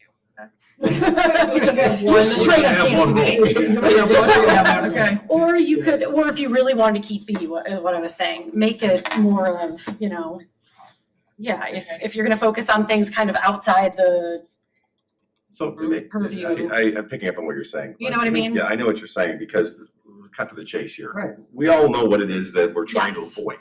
Yeah. And it's one of those things where you don't know it until you see it. And all of a Correct. sudden it starts, you're like, oh, There it is. Yes. like, please don't do this. what is everybody got to give a 12-minute speech now? Correct, And well, I want to counter your speech. No, wait a minute. We're not doing the people's business anymore. Now correct. we're a Right. debate club. We're hearing We all know ourselves. that's what we're trying to prevent here, because it's just not productive. It's not conducive to a work environment, and it extends the meetings. So for those of you Yes, efficiency pros, that's what it is. correct. There's no way you're going to be able to word that and say you can't do this, can't do that. So you're right, and you're right. It's really why we have these governance meetings. It's like, okay, we're all now going to give speeches about whatever. We all have a million causes. We can't all get up there every day and speak to 12 causes. Yeah. That's just we Yeah. would spiral out of control, and that would be very bad. So as long as everybody just sort of sticks to what we've been doing, which Yeah. is Growth Foundation or grand opening or the EDC or whatever, nobody has a problem with that. But how do you I put agree, that yeah. into a directive? Very difficult. I guess I would question why we need to put it in a rule. If we, I don't know, I feel like I've made my point. There has been, I think, a concern about free speech that has deepened more recently. And I am just simply not interested in being on a body that is putting some, what I would consider arbitrary, very dated, the document I had is 2006. You're telling me that's not even up to date. It could have even been sooner than that this rule was written. It's just, I think I'm not sure the purpose of it. Other than to restrict what a commissioner report is. Yeah, it is to restrict what Yeah. a commission reports. It's an attempt at trying to recognize that what it isn't is what the role of commissioner doesn't include is just an opportunity every Tuesday to pontificate. It's not that. It's not free TV time. No, it isn't free TV time. It isn't the time to beat your drum on a cause, every week. It hasn't been used that way, which maybe is your point. That's my point. But why is it a rule? Why is it here? Is because we're attempting to write something that is probably unwritable. But that is the point, right? The point is when we sit up there on Tuesday night, our job does not include just spending some time at the end of the meeting going off on a subject. Yeah, we've seen that occasionally. Coming towards us, which is why we try and remind people about scope of village governance, right? But we still don't prevent them from Correct. saying that. And so why would we not apply the same thing to us? I mean, No, we are. there's a professional courtesy, I think, I have enough professional respect for all of you to say, I trust your commissioner report. And if you decide you want to talk about roller skates, and that's not village business, you were elected as a voice of this community, you should have the right to say what you want to say. Let the public decide, either through election or through coming up the next day on the microphone and saying, you shouldn't have said that. That doesn't represent me, rather than try to box the unboxable. That's all. This rule, it's clearly sticking in my craw. It's been that way for 4 years. It feels funny to have this type of rule in this day and age, but it's not that and I want to be clear, I understand what the idea behind it is. And I think I would say for 95% of the commissioner reports, there's not an issue. True. I just don't think even the other 5% needs to be governed. Like, we're adults, we're elected officials. This is our responsibility to conduct ourselves in the way we see best I'd be fit. happy to write that down and put it in here. You're an We're adult, adults. act like one. So, Well, This is about there's a rule that's currently in. Is this an ordinance? This is an adopted? this is in our code. In the This is code. not, This is in our code. this is not an informal Yeah, part. that So was this why is I a like- distinction between Section what we've been 2.5. talking about. This isn't. Yeah. Yeah. That's So- how I understood it. So, And it's sort of like, if I can, it's sort of like what the chief was talking about with the scooters. We don't have something on the books. And so it makes it hard for him to do his job. This is kind of the inverse. We have something on our books. So it sort of makes it hard for us to justify, or we have to, I'm going to support you on this, Chris. I would be in favor of removing that rule and knowing that should be a governance meeting every 2 years. And every council. And one can be called anytime if something, Exactly. Yeah. somebody stops being an adult. Exactly, Yeah. then whatever council that is at that time can address whatever that is. So we're taking out the no election, No, no just election. That's what I'm Just saying. item B. We're just at one of them. A has to. But no, you're all saying we should get rid of the rule. You No, might not be we're not. No, No, just B. Just B. Just B. A needs to stay. No electioneering. This is the We're part talking no one about likes. striking this. Okay, no, people were saying get rid That I of agree the with. rule. No, No, no. we're just talking about the section B. Okay, I was never talking about removing A.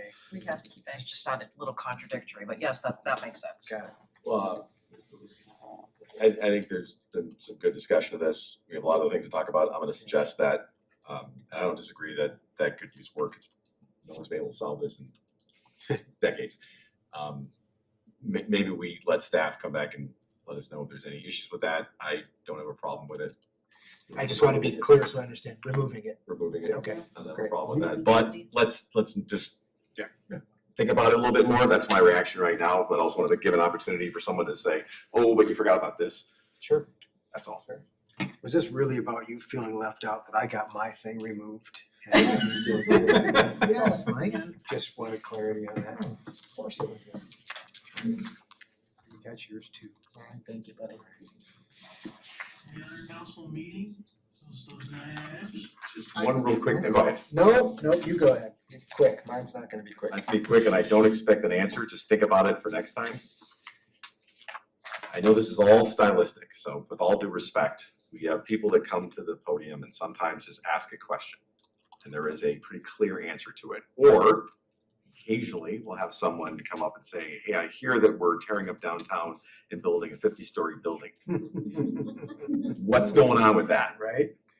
In those kind of extreme examples, can we answer the question right then and there? Yes. That's not the same thing. I had the same question, because actually that came up last week with the comprehensive plan. And I kind of looked over at Dave, can we just answer it? Because I know you have a date and I'm not totally sure if it was going to be next week or not. And Or yeah, somebody says, have you voted on this already? No, we're voting on it next week. Okay. Done. Right? I realize that's not gonna, there's a lot of things you can't do that with, but I would say half the time it's, I A just yes have or to no point out answer. the sun rises in the The east. and I don't know the difficult thing with this, of course, if I was sitting in the mayor's chair, is okay, well, then the next person comes up and asks a question, and he doesn't Right. get the answer, and they go, well, you just answer that person's question. So I didn't want an answer. yeah, Think but about it. I'm agreeing with you, I just don't know how I'm It's a gonna good question, Mark. do it. Think about it. And I would certainly welcome input on that. I can tell you what the thought process has been during my tenure. We are not prepared to debate. And, Completely agree. and so, maybe what I've done is err perhaps too far to the idea of trying to reinforce this idea that this is a comment reception period, not a debate or discussion period. And so to that end, I have avoided answering some of what are the obvious questions that everybody knows the answer to because of that. What I've done occasionally, if you've probably seen it and recognized it, is taken the mayor's report as an opportunity to try and correct records. Yeah, but there's sometimes 3 hours between. I know, and fair enough, yeah, I'm more than happy to take input on this, I'm just trying to. Take it under advisement, that's all I ask. Or perhaps It's an awkward At the end thing. of public at comment. the end of the public comment, I know. Yeah. go ahead and answer those questions that could That be we answered. know. Yeah. It is an awkward thing because the other thing you're trying to do is you're trying to invite public comment, you're trying to create an environment where the public feels good about coming. Right. And so you don't necessarily want to have a situation where somebody says, man, I got embarrassed. Because that frankly often is the case. I think you're being a little charitable, Martin. A lot of those instances are. So that's been sort of the logic. The logic has been we don't want to create an environment where somebody feels like they don't want to come to the podium because they don't feel like they know what's going on and they don't want to say something. I hear that, but then also you get an environment where somebody gets down and asks a question, and we all just sit there, thank you. And they have a very equally unpleasant experience with their interacting with their local government. And then they leave, and then 3 hours later, we give the answer, and we have the same result. I fully appreciate that this is a super, super, super judgment call. And it's stylistic, and there's pros and cons. I just want to throw it out there, take it into consideration. We don't need to decide it. If I'm hearing the sort of the nods and comments on the side that my colleagues would like a little more of a question answering or. If we have a straight answer, like maybe at the end of End of public public comment, comment. because then it's not a back and forth because Right. they've already sat down, you know what I Right. mean? And if And we then- have like, here's Yeah, the storm date, here's down. this. And here's where I'm, and I'm sure you folks who were on the council during the pandemic, I was on the school board.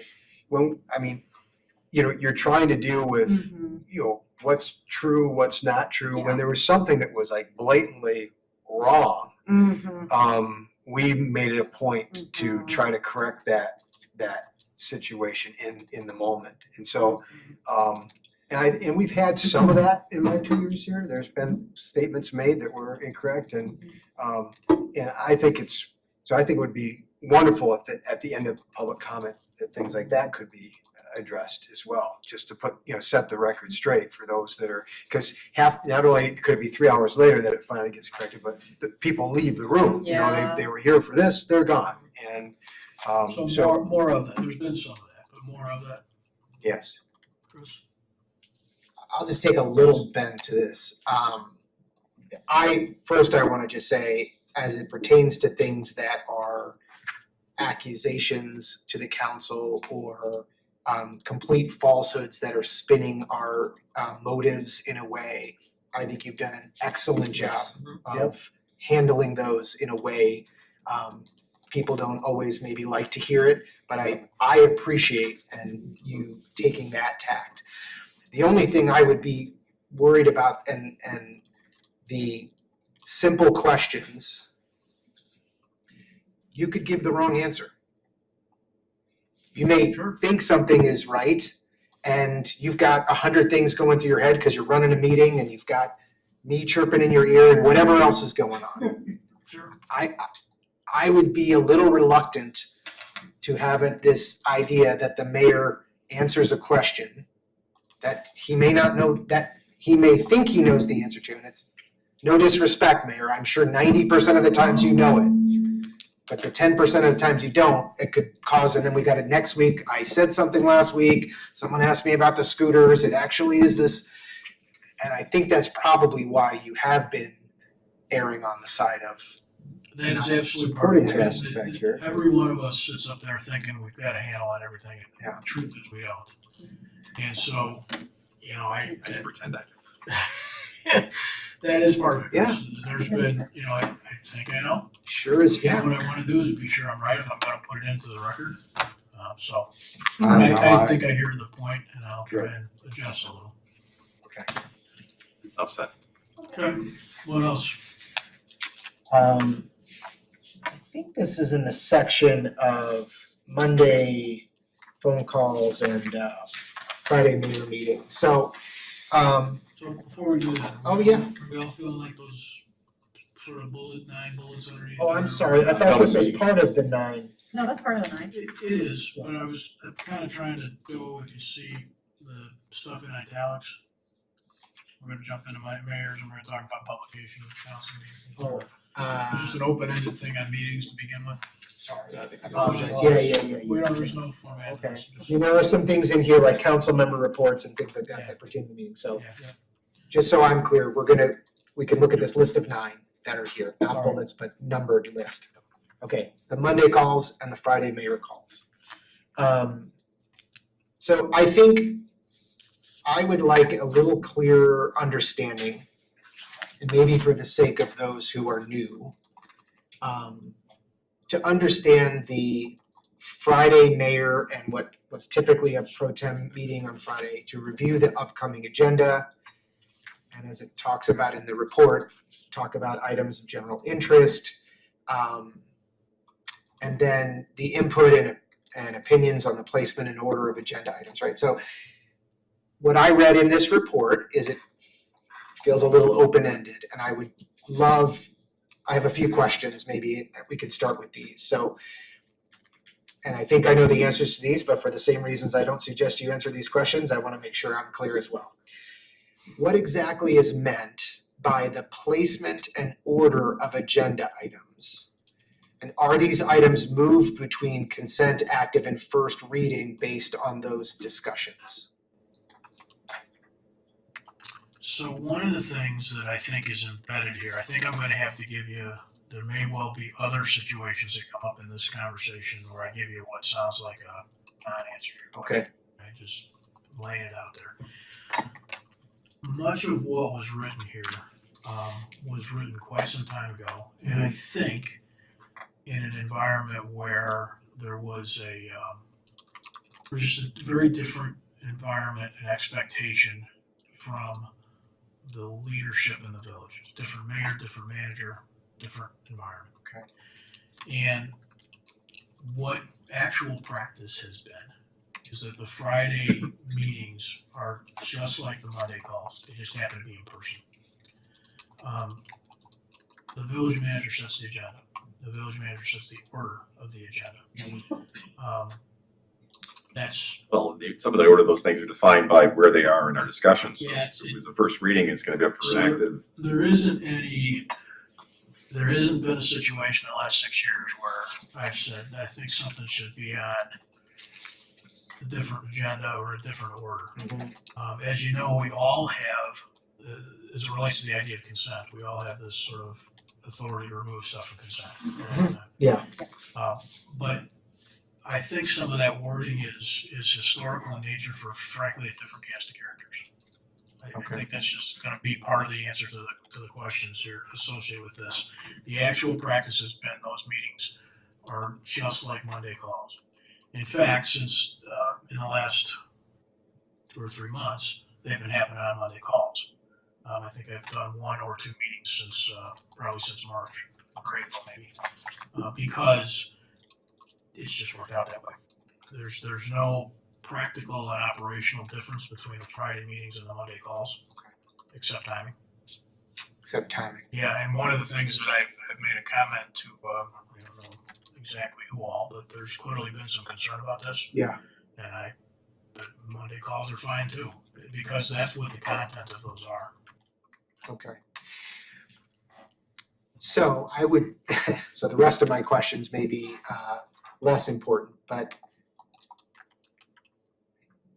to have it listed in our governance document one way and to hear you say that it actually isn't conducted that way is a concern for me. Sure. We're having a governance conversation, how these meetings, there has been some question around,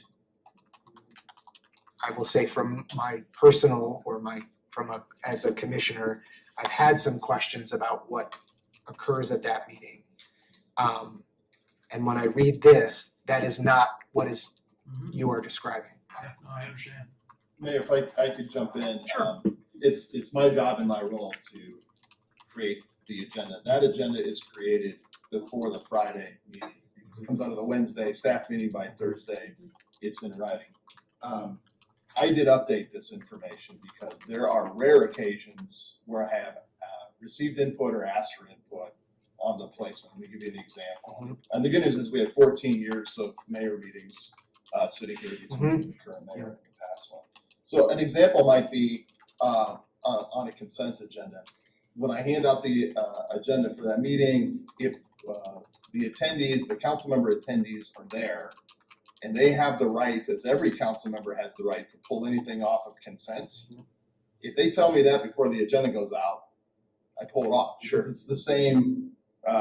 Sure, it applies to everyone, and that's their right to pull it. But it just saves a step. So that's Yep. what I meant when I wrote that. Okay, The other, if this is very rare, but on occasion, the placement of public comment in the agenda itself, the order of the agenda has been brought up. And that's really the example. Those are the only two examples we've really.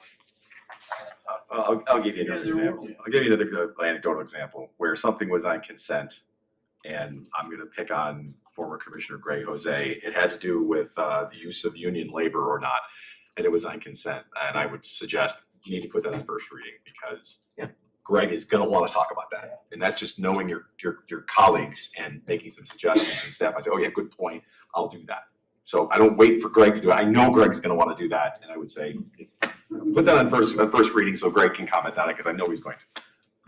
That would be an example. As I'm thinking a little more, the only other thing that I can think of about this order question has been frankly related to anticipation of the meeting content and where to place the mayor's report, because we have done, sort of as Leslie just suggested in our previous conversation, we have moved my report. So let's say we have a situation where we're expecting a literal full house on gaming.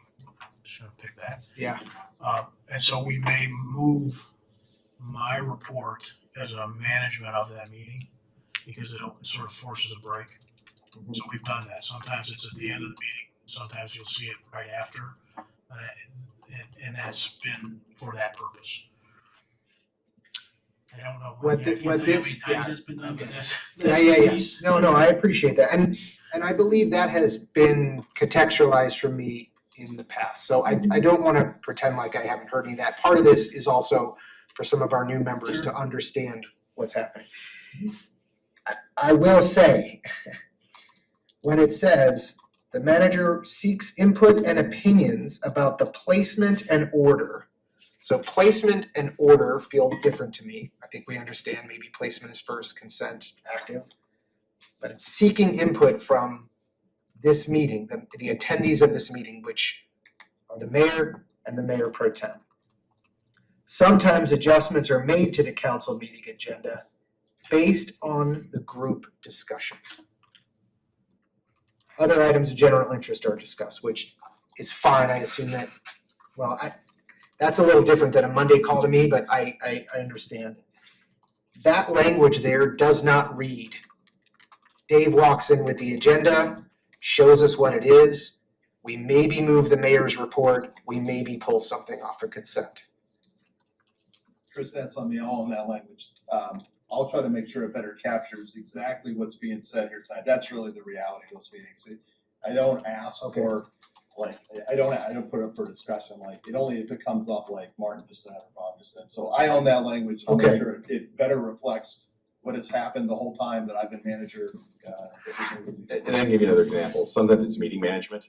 It's when you know you're gonna have a lot of people come on one item and you don't want to have them wait until 9 o'clock to get to their issue because you have 50 people in the room and you know they're gonna be here to talk about X. It's like, let's move that up so that those people can speak and be heard and leave and not sit there all night. That's the only example I can think of. And I have no issue with just that, meeting management. except that should be a decision made by the village manager. Because he, Yes, but with input, because typically as representatives of the community, we often get a feel there can be a lot of people in this meeting. With all due respect, the manager may not know that. So one of the comments that can be is like, I've heard social media, I got grabbed in Jewel, whatever it was. I think there's gonna be a lot of people. Somebody told me, hey, I'm bringing my whole subdivision to this meeting. I'm just heads up, we might wanna do this. The ultimate decision is not, Right. it's more input of, we might want to consider this so that people aren't sitting here getting angry for 2 hours. And I understand there's a component of running the meeting that is the mayor's. Yeah. Right? Right. He or she is running the meeting itself. Right. I think where it gets into is a little bit of this, well, then those two in that meeting can state, there's a social media outcry on this, we should move this here. And the remainder of us don't seem to have that opportunity. What do you mean? Well, pre-agenda, you're right. I mean, we just wouldn't because the agenda would be pushed Friday. Now, maybe that's fine with everyone, but it feels to me a little more agenda influence than the rest of us have. And Dave had talked about owning the wording, and I'd suggest that he'll probably revisit that a little bit. And one of the things that I think is important here is there's a couple of concepts. One is order, meeting management, others content. Yeah. And I think we should give them a chance to rewrite that and reflect what's really been going on and see if that sits well with all of us. Yes, and it also happens post-agenda too. Because I was sometimes gonna say you that don't know that on Friday, I and think the there agenda have comes been out, and then the mayor will, times- in consultations, if we're gonna move this for move meeting. stuff. I think there have been times day of that we've yeah. actually shifted things Yeah. around. I just wanted to add that too, because on the Monday call, sometimes we'll hear this. That's when you hear it. You might have heard. And there's been a couple of times where based on the Monday calls, I've gone to the mayor and said, hey, we heard this. Right. You might want to take this a different order. And then the mayor, both mayors in the last 14 years have made those changes on the fly. I'm just trying to make sure, is that a mayoral prerogative? In the sense Managing that, the meeting is. but in the meeting it may be, but what Leslie just described is we've done it day of. I've never suggested we move an item. I didn't know that that was an option for me. Is it an option for me, I guess is what I'm asking. I'm being a little facetious, but I am trying to drill down to the understanding of Yeah, who's no, we res- should, what I we think- should do yes, exactly this. whose going- responsibility, not responsibility, who has, So there is a blend by the time Tuesday night ends, there's been a blend. The manager is setting the agenda, period. Content is set by the manager, and it is as described, it really frankly starts Wednesday morning. What happens between Friday and Tuesday at 7 is a variety of conversations, you're party to some of them, not all of them, that are trying to gauge the best way to manage the meeting. And that does sometimes result in adjustments to ordering of things. It doesn't result in things coming off the agenda that the manager thinks should be on there. And actually, I can't think of the specifics, but if we dug, there's times when I've started the meeting by saying, you know what, we've decided to make this change. And I didn't do that with consultation necessarily Right. with everybody. It was a function of the conversations that I was party to. Sometimes they were everybody, sometimes they were just Dave. Where that seemed like it made sense for managing the meeting. And so there's this agenda is set by the manager, but then when it comes time to facilitate the meeting, that's on me. And so that does result in that there's a little weaving occasionally. Can I just offer that, so we're gonna get a rewrite and we're getting a general idea of the order of things and how things happen. But as a council member, there's nothing preventing me from talking to the village manager on Thursday or Friday and expressing some desire to have some input in the agenda because of X, Y, and Z, or something that I found out about, or something I'm concerned about. Correct? Yeah, So in terms of the undue, I'm just saying that we, as individual council members, we can take it upon ourselves, understanding how this whole operation works, to have that influence. I appreciate what you were Yeah. saying, where you said I didn't know that I could, right? and I wanna just make sure that it's clear. Yeah.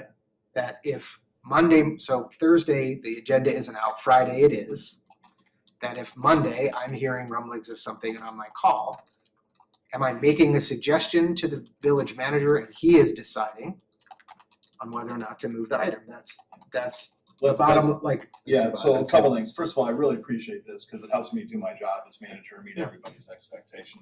The first concept I really like is content versus meeting management. In all the years I've been doing this role as manager and setting the agenda, I have not asked the mayor or the mayor pro tem for input on content. Yeah. That is something that is generated from the staff, and I take a lot of input from the people you see at this table and all the department heads. Meeting management is really what I was trying to capture with this, so I'll clean that up to make sure everybody understands.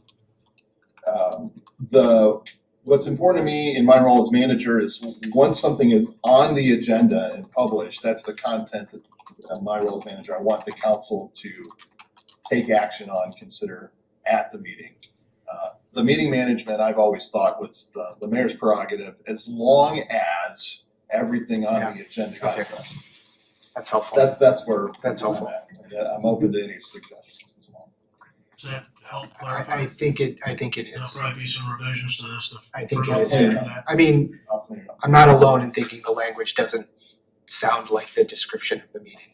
Am I? You're not alone. Okay. You know what happens, and it's why we do these meetings Yeah. as well, is that you get, you get two things that happen. One is people develop a comfort and an experience, and they gloss past stuff, right? Yeah, no, it's And then, fine. and then you get a brand spanking new set of eyes, it's like, hey, what the? And Yeah. so that's exactly why we do this, right? That's good. Is there, on the Monday phone calls and mayor meetings, is there anyone else that wants to weigh in on that? Okay, I gotta call a timeout. I should have made that stop Okay, before that's we okay. did this. That's okay. So, We need a so motion or we're gonna take a short 5-minute recess as a mayoral prerogative. All right, why don't you just go ahead and check down through these nine. So publication, council meeting, agenda materials, we're good with that? Responses to council questions. This is one that has evolved over the last 60 years. I'll just say, I don't think we can change it, given the timing. I will say getting them at 4 or 4:30 sometimes is a little difficult for me to get to them, especially when it's on a hot topic, but I think staff is doing a great job of getting to those and as quick a fashion as they can, given that they typically come less than 24 hours or 24 hours prior to that. So I'm not suggesting a change, maybe just saying, If we can get them out if early. you can get them out early, that'd be great, you know. Yeah, I don't want it rushed, I just, yeah. I'm the same. Yeah. You know, I had the same thought, but it's like, I mean, I don't know how else you do it. I don't either. It's just what it is. Related to this, I don't know if this is the right time to talk about it, but the remarks. The what? Remarks. Remark system? Remark system. Yeah. Oh. Does, you can go online and type us notes and we get that little sort of assembled package. Oh, okay. So that's something, I don't know if I'm a huge fan of that. I understand why we do it. I'm just throwing it out there. You know, I think people have the perception that they do that and then we must have read it before the meeting and, you know, I don't know if I can always do that. I think part of the expectation is that it's going to be in the written record, That's exactly right. 100%. I think is important. For some, it's not even whether you've read it or not. Well, the thing is, I don't, you know, it's, gee, you can, okay, so your point is that you know, somebody maybe wants this in the record. Mhm. So. So they can walk down to Village Hall and they could hand a statement and say, oh, I have a comment, I want to give this make it part of the record. It's part of the record. Yeah. The electronic version of it. Right, if they can't make a meeting. Yeah. On the general subject of timing, and just remind everybody, I don't think it's really ever, I can't think of a time where it's happened, but I want to take a minute to remind everybody that anybody here can make a motion to table something, right? Yes. And it's been done occasionally that I can remember because, sort of corporately, we weren't ready or things had changed, right? But it could be simply, this is a big enough subject and I had a long day and I didn't get to it until, I came flying in the parking lot. It's gotta get a second, it's gotta get a majority. But we should all remember that that is a tool that's out there. Got it. If we really feel like whatever information has been provided to us is important enough and we haven't had a chance to get to it, Yeah. there are so few things. Martin listed a couple of statutory petition-driven things, but there are so few things that have to happen that night, right? We want them to, because we want to get business done, get work done, keep moving. But that is the reality of it. Very few things have to happen that night. So, It's a good just reminder. keep that in mind. It's a good reminder. Okay. I didn't realize the remarks was putting it in public record, so I appreciate that. Yeah, I missed that. So, because my feeling about it all along is going, gee, you can email us anytime you want, you know. It's part of the written but record for the. But I appreciate The aim is for the public to see it, not just the council. Right. We covered 3 meetings already, placement of items on consent and first reading agendas. Anybody have any challenges or questions with those, the way that's been going? I think it makes sense. Councilmember new business, I think it sounded like people felt like that was generally easy and straightforward. Yeah. Good. Things worked well. Councilmember Flores, we talked about, 36 we talked about. Public comment, there was a little bit of comment about trying to be cognizant of what's said and considerate of the record. Anything else about that? Mike? Yeah, so thinking of those nights when we do have a packed house, I think we ought to consider, right now we think we allow 5 minutes. I think when we have an enormous number of people here, it would make sense to shorten that up to allow for more people to speak in a reasonable amount of time. And, you know, your prerogative, if you think that makes sense. That's just my thought on And it. I just had the thought, have we ever, either in those times or any time, have we ever thought about having a clock facing the person talking? Because I think a lot of times they don't realize how short 5 minutes is, and That's how we did our meetings at the school board. there's a clock. Yeah. It's kind of, some people like it, some people really Yeah, don't no, I like get it. it. I know the point. I gotta tell you, I would not feel, I think as a resident approaching a meeting, most of the people that approach us fall into one of 2 categories. They're very comfortable with us. They're still here at 9 o'clock. Or they really are sort of first time, something's got them upset or nervous or scared. And so it's a little bit like the corrective component. I'm always trying to err on the side of making someone not feel uncomfortable. A big clock, and Mike, I get your point, but I go back to we should continue it another time. You know, the 3 minutes is tough, and you know, we try and do 5, and most people do it, and occasionally we get one that runs into 7, and I remind them. But for me, it's been always very important to try and create an environment where people felt like they could comfortably come there. It's an expectation, right, that you try to make your point a little bit quicker because there's a lot of people in line behind you. Yeah. And we have a full agenda of things that we need to take care of.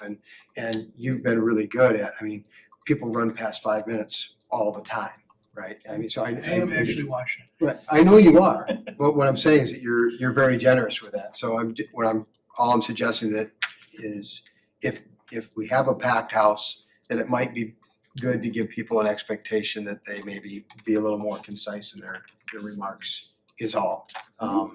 And my suggestion of 3 minutes or 4 minutes or some is a way of communicating to them that you need to get it, maybe pack it in a little bit quicker tonight than you normally would, because you've got a lot of fellow residents here that want to be heard as well.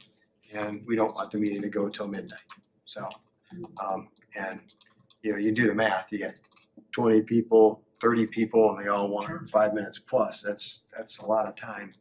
And it's time we want to spend, we want to hear what people have to say. But I think it's in those rare occasions, that's all. How about we get Mike an air horn? Come on. Okay, anything else on that? Mm-mm. All right, in-depth council discussions under the manager's report. We have a reaction to that? Kind of sitting here with one example of how we adjust that sometimes. Okay with the way that's Yes. okay with the way that's been handled, the decision making about when to do it and when not to do it, and those kinds of things. Okay, no surprises, there's a gray box. No surprises rule. What do you feel like Good that's rule. okay? It's good. It's an excellent. I'll start if you don't mind. Sure, go ahead. So I think what's written here is great. I think it encapsulates to me a concept that I have pretty clear in my head. What I am not sure is that it means the same to all of us. And I would want to ask each of you, you don't have to be long, but just to give me a sense of what you think the no surprises rule means. Because I think it's absolutely worthwhile in the way that I perceive it. I think it's effective in its theory. I am a little concerned that in practice, it doesn't feel like we all have the same concept of that. In fact, I think there's been times when you and I have disagreed on the concept there. Yep. So I think for the sake of trying to establish some better communication moving forward, I would love to just understand or hear, especially from those who have been in the no surprises rule longer, but from everybody, what you think that means, and more importantly, maybe how it's best put in practice, because I think it's caused some challenges, candidly, because of the way that I'm happy to share my thoughts, but I would love to hear from all of you what you think, so we can all get aligned on what exactly this means. And I would like Martin Tully to go first. See, no surprise. No surprise. Fair question. From my perspective, it's something, I would want to know something that is going to affect the functioning of the meeting. I don't even know to read comments. I don't even know where you don't have to run by your statements and things like that. But it would be nice to know, and I'm now speaking both current and in the past. It's nice for someone, you have no reason to believe that something's going to be 7-0 and all of a sudden 2 people are going to vote against it. Well, okay. And I don't mean something that it happens organically in a meeting, like we get new information. But we talked about it, we workshopped it, nobody had any problems with it. Next week, as far as I know, everybody's on board. A surprise would be all of a sudden there's 2 material objections, or 3, or whatever it is. Partly because we generally try to operate through consensus as much as possible, and I think we're pretty successful about that. So knowing about that in advance, it gives an opportunity for some conversations. Like, well, what are the objections? Maybe we can work through them. But if you don't know that until that night, it's hold on a minute, or things like something that it's kind of like the golden rule. What would you want to know? Yeah. Before you make a decision on something, it's like I kind of would like to know that. Before I got here, I either had to make comments in the meeting or take a vote. Another classic example is someone says, I just can't make this motion. I'll weigh in on it. I may do X, Y, and Z, but I'm not going to make the motion, particularly if we're going to change things up, or even if it's not changed up. The person making the motion needs to share that, so that, okay, fine, we can work around that. Or if there's just other issues that require some material, things that would have some material impact on either a council member's ability to operate at the meeting or on the functionality of the meeting. I don't know if that's a good way to explain it, but it's not, I need to know what everybody thinks in advance, because that's impossible. Although I think in a lot of situations it's unnecessary because we operate in a very consensus building environment, or it's a non-controversial issue. How much rock salt are we buying this year? Well, I don't think we're going to argue about that. So it's helpful to be able to have those opportunities to be aware of things, to either have the opportunity to have a conversation and work through it, or if it's going to come as a surprise, like, well, I thought this was going through, and all of a sudden I need to understand that there's significant objection to it. Not the details necessarily, although that would be helpful to know for trying to work through things. But I would hate to show up and think this is a routine matter, and all of a sudden there's 4 people don't support it. Well, where'd that come from? Things like that. I don't have a better way to explain it other than through examples. So if I can ask Sure. a clarifying question, is it like mostly around votes that you're interested in, or is it You said not necessarily content. But if I have a study that I discovered on mosquito spray, sorry, I don't want to bring this, and we're talking about it, and I lay on you that, well, if you do this, it causes people to lose their sense of humor. Is it that type of level down to level of detail that you're expecting? Or is it simply just, hey, Martin, just a heads up, I'm not in support of this, and maybe here's a few reasons why? Well, at a minimum, it's the latter, but I think the former is actually to the advantage of the person who is trying to avoid the surprise. Because if you have a piece of information that you think could persuade your colleagues to maybe think differently, Yeah. why wouldn't you share that? Not just from I don't want to surprise you, but Yeah, understand I that. actually would like to bring you along with me. So let me Yeah. share with you Mhm. the reasons for why perhaps I want to go in a different direction than you may have been thinking. Because guess what? Occasionally we actually change our minds based on new information. And that's what I'm getting with the operating in a collaborative and for the most part a consensus building way, is let's try to bring each other along. And to me, that's inherent in the no surprise rules. Like, how can you bring people along if you're not sharing material information with them that's designed to try to persuade them to join you? Yeah. So to me, that would be actually a different role, which is how do I try to persuade people to join me? And part of the way to do that is to share information and engage them in conversation. That's not so much a surprise. Right.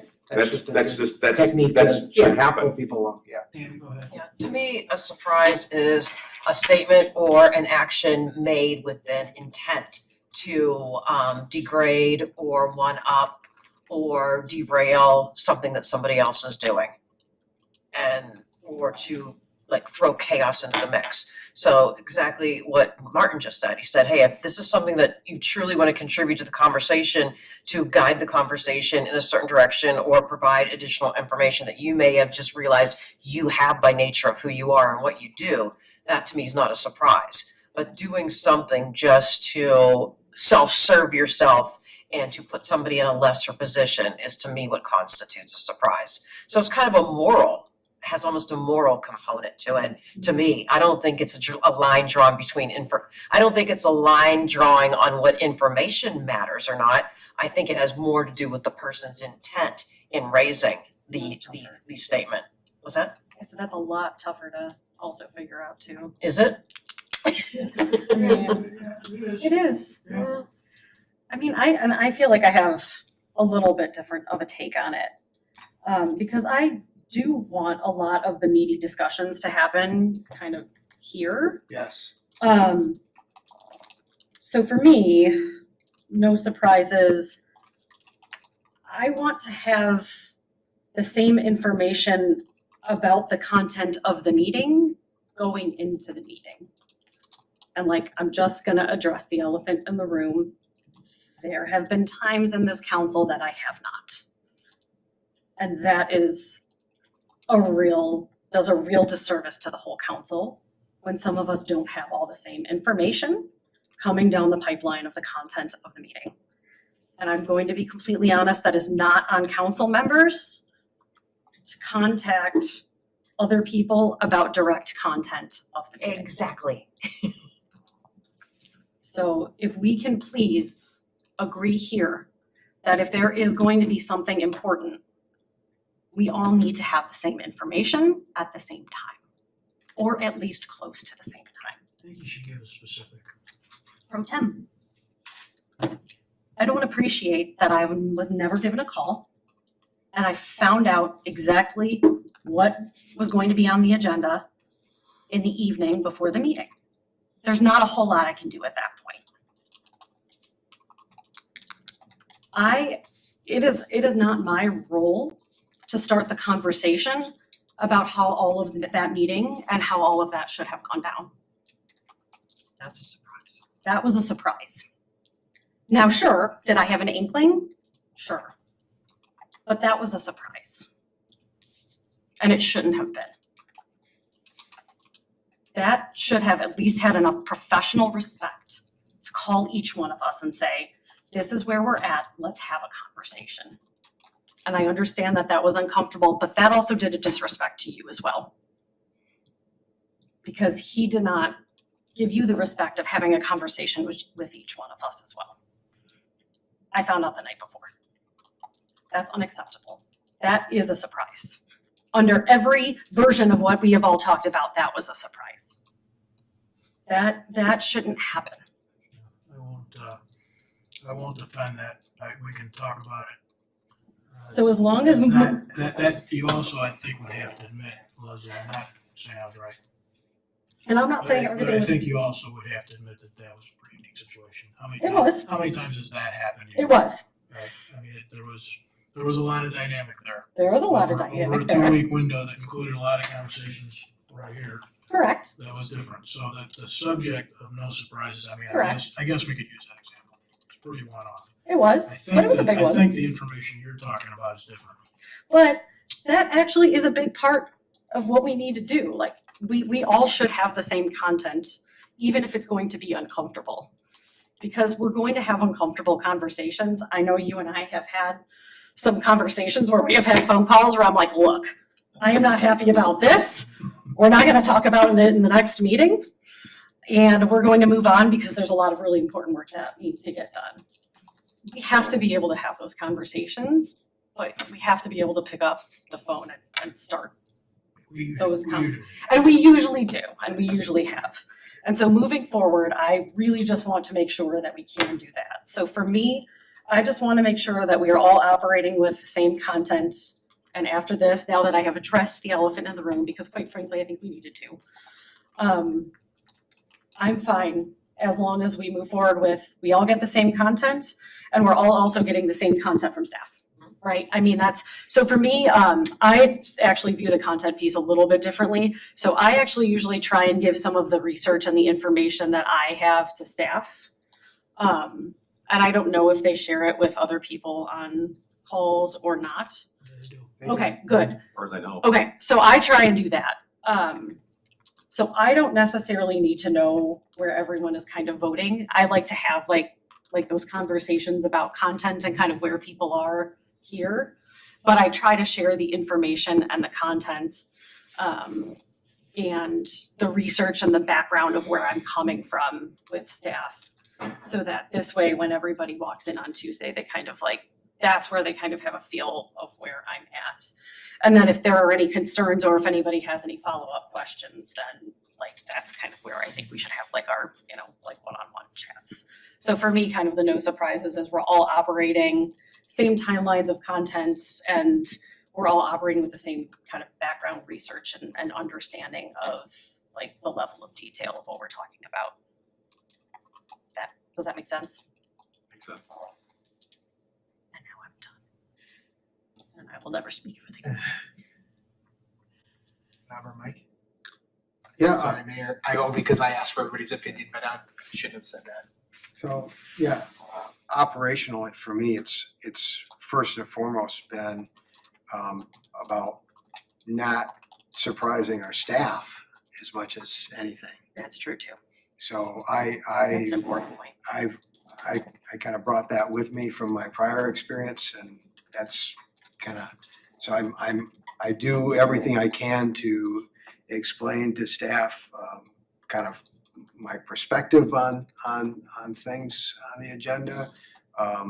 And if I have some inkling about which way I'm leaning on something, I usually share that and why. If any questions I have, if I discover new information. So for instance, this, we read, we had our document about governance. It was not about rules, but then I read through and I see Rule 36 and I think, oh, okay, what's that about, right? So, but I let staff know that was something that I actually had a question about and I planned on bringing it up at tonight's meeting. And so I think that's, really important. And I do know, that staff has the ability as well to disseminate that information to the rest of us if they feel that that's something that does need to be done. So as far as sharing individually with council members, I agree with you, Leslie. I mean, I much prefer that the things I have to say happen, in the meeting. And I'm not inclined necessarily to call all of you and let you know where, that that I plan on bringing up a new business item, right? But I could see where that would be, it could be an advantage. So I and- usually will do that. So that's, I'm not sure that's something that I agree with. So, I think if it's something really, maybe if it's something controversial, be a good thing. Thinking back to the library situation, right? I think I tripped up on that, to be frank. Yeah. If nothing else, hey, here's, and this is, I've had discussions with some of you before, so, here's my new business item and here's why I'm bringing it forward, right, would be helpful.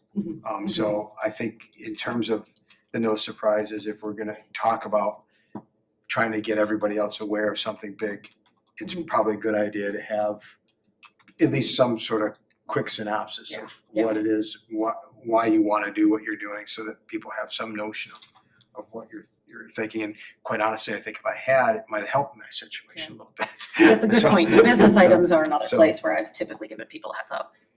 Got it. So, and look at, not all of us, this assumes too that we all, are planning all this out, right?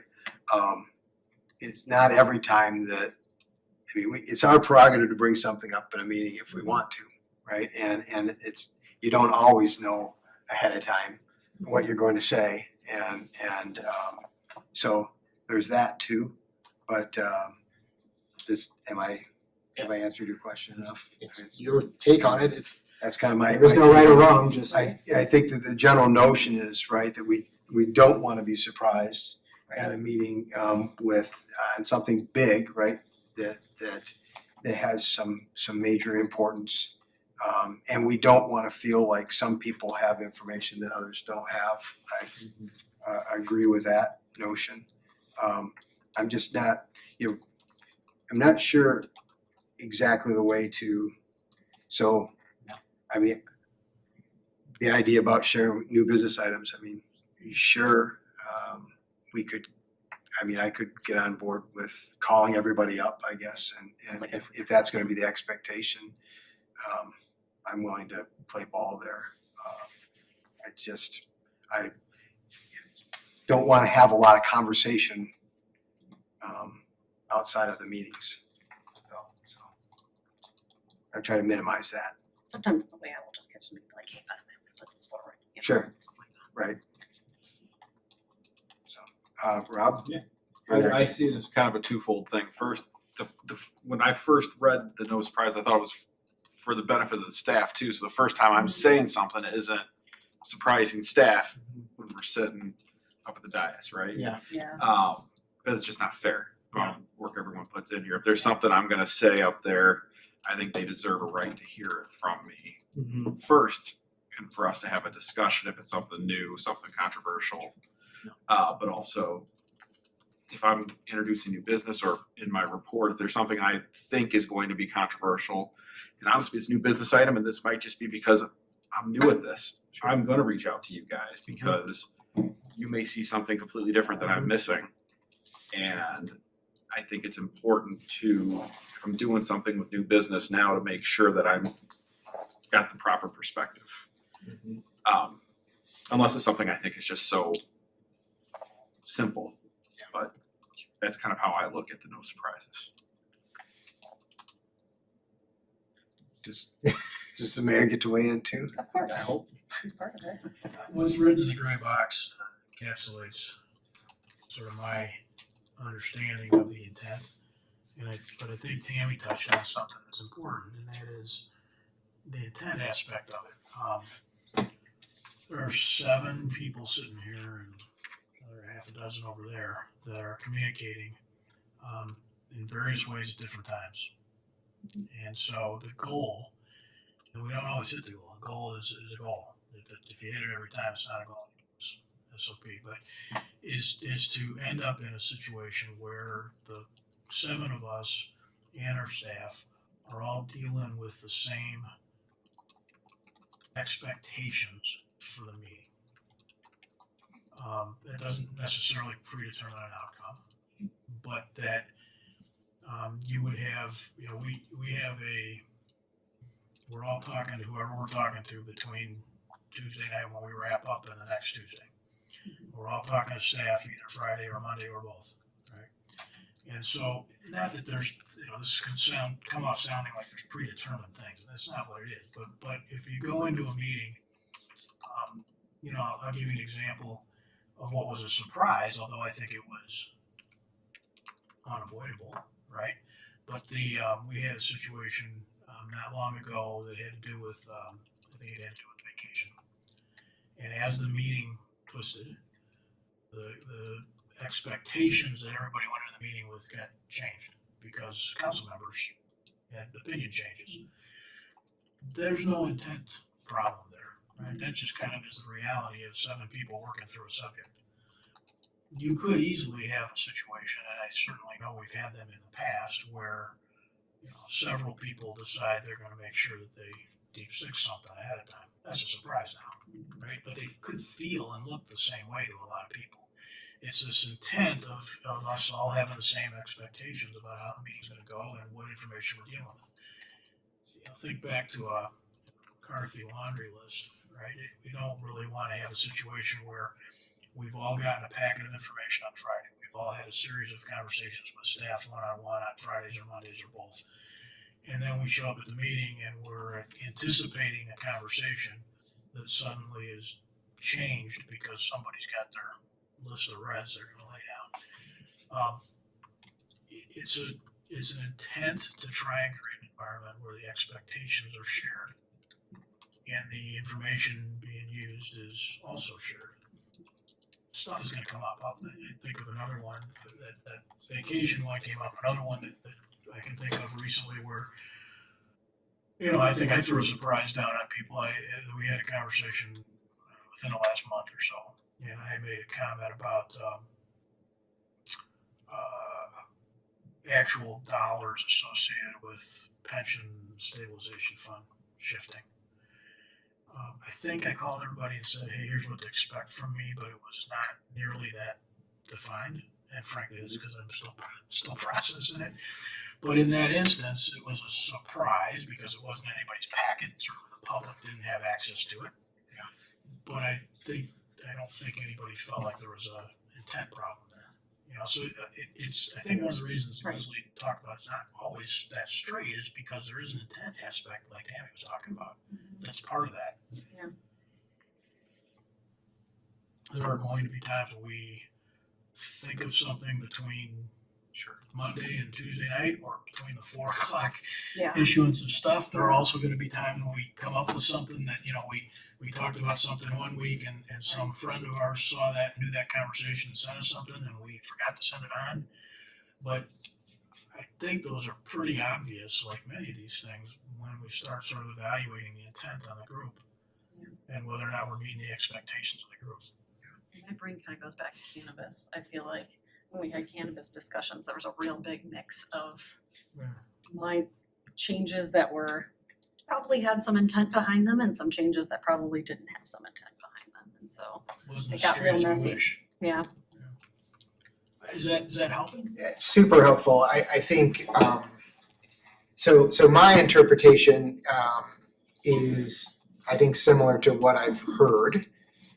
So that's good. I think it is, when we think about things like new business or ideas even for priority action items, which I think historically we've been much more conversant on than when it comes to something like new business. I have struggled mostly with the data sharing and getting to a little bit of sort of the Friday meetings, which is like our Monday meeting, except everything is being presented to you and the Mayor Pro Tem historically in advance. There have been times when information has come out of that meeting and has been shared with either selected commissioners or the public. And to me, that's where the no surprises just simply falls apart.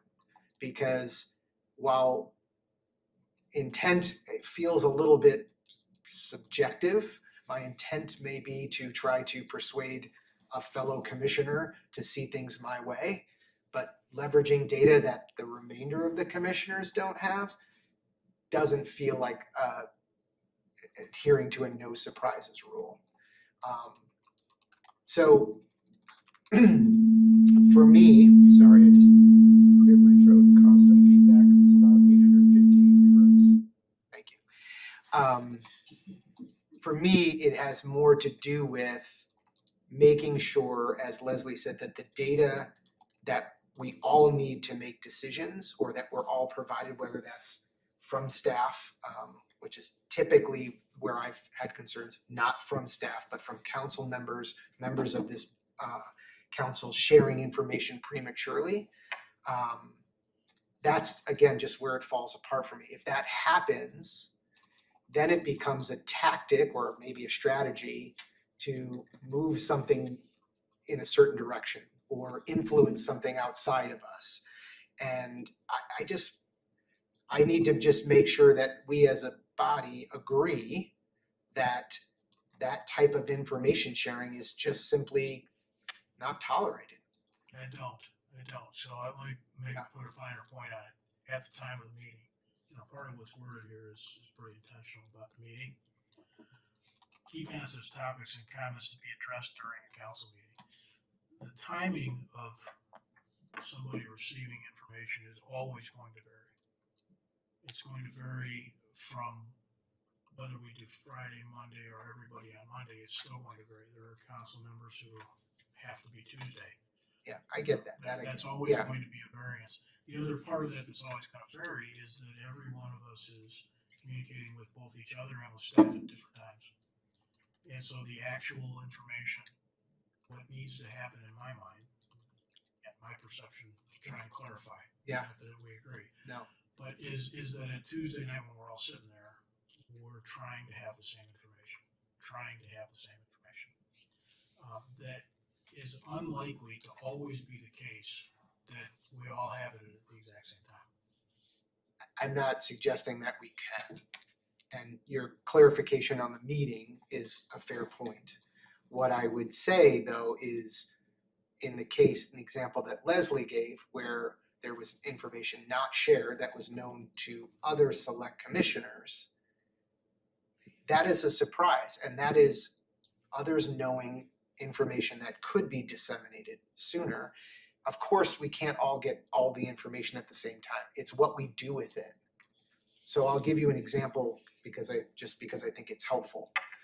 We had a discussion around Prairie and Forest where we had temporarily closed forest at Prairie as sort of this was very early on in my time on the council, but as sort of a test to see what it would do to traffic patterns.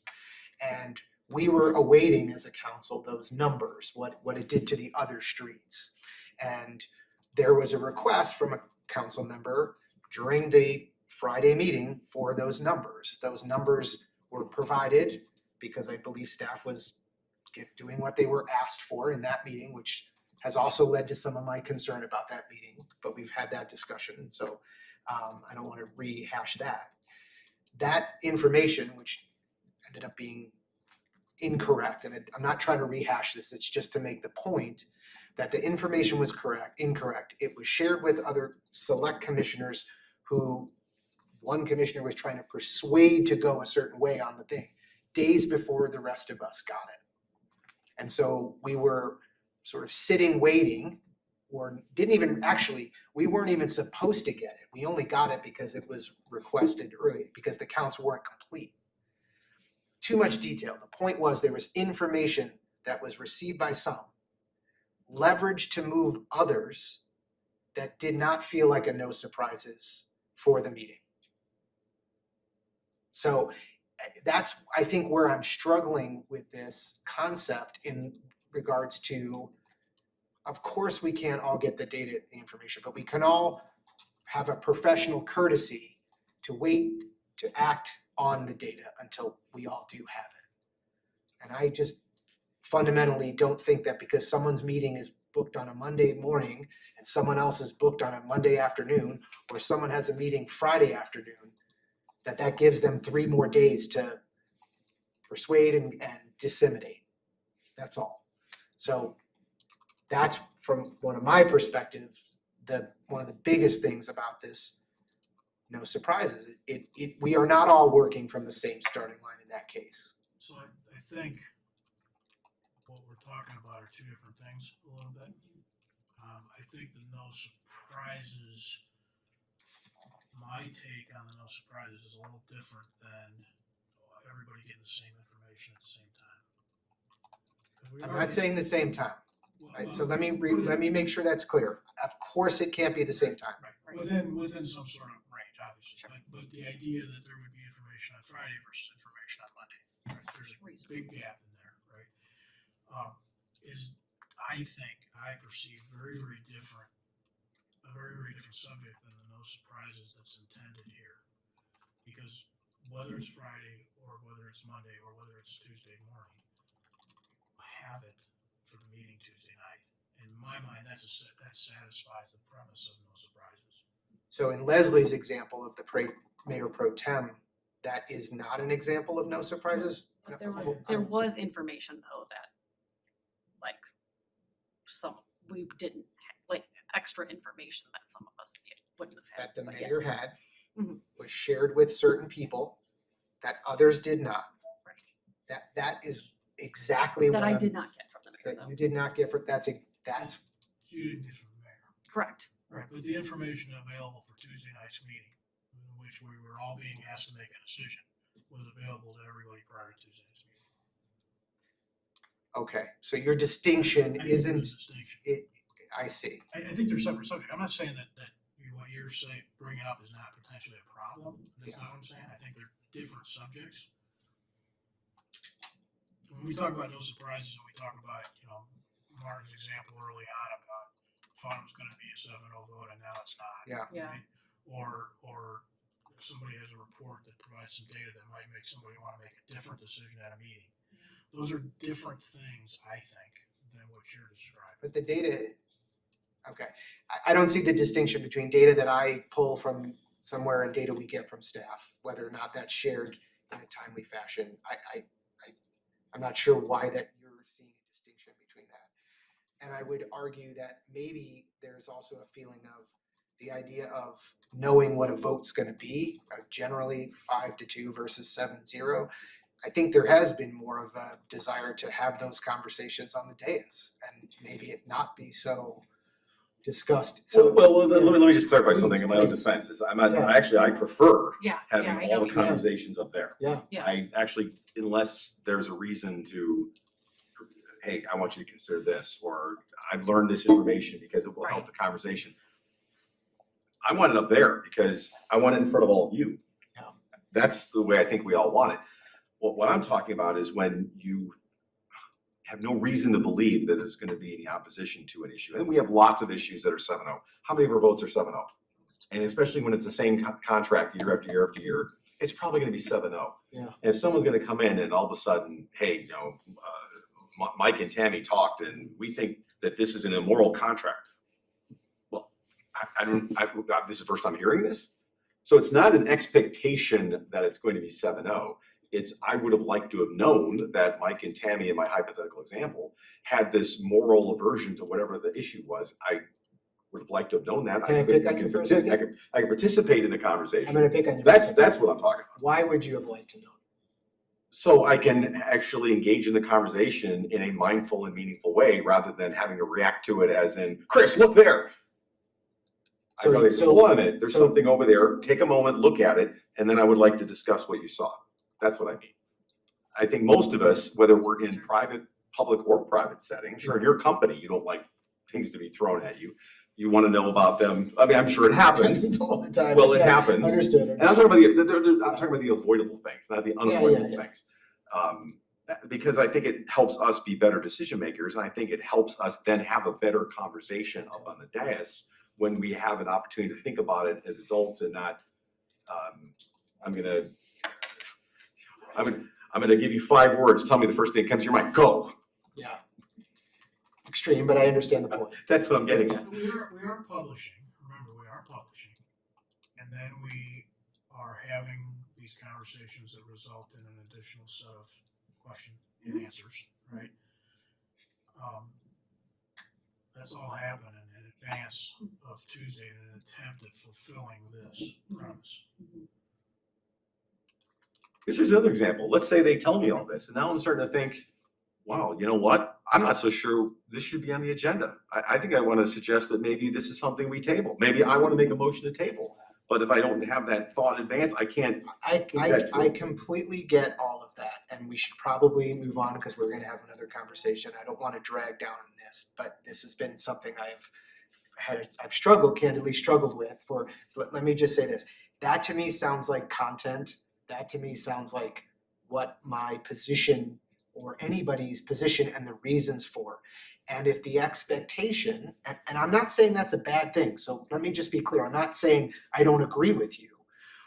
I just want to make sure it's clear that if your expectation from me is to know if I am against something on an agenda, that you would be looking to me to come to you and say, outside of the meeting, to say, Martin, I don't agree with this, and these are the 5 reasons why. Okay, not necessarily. I think that's too far.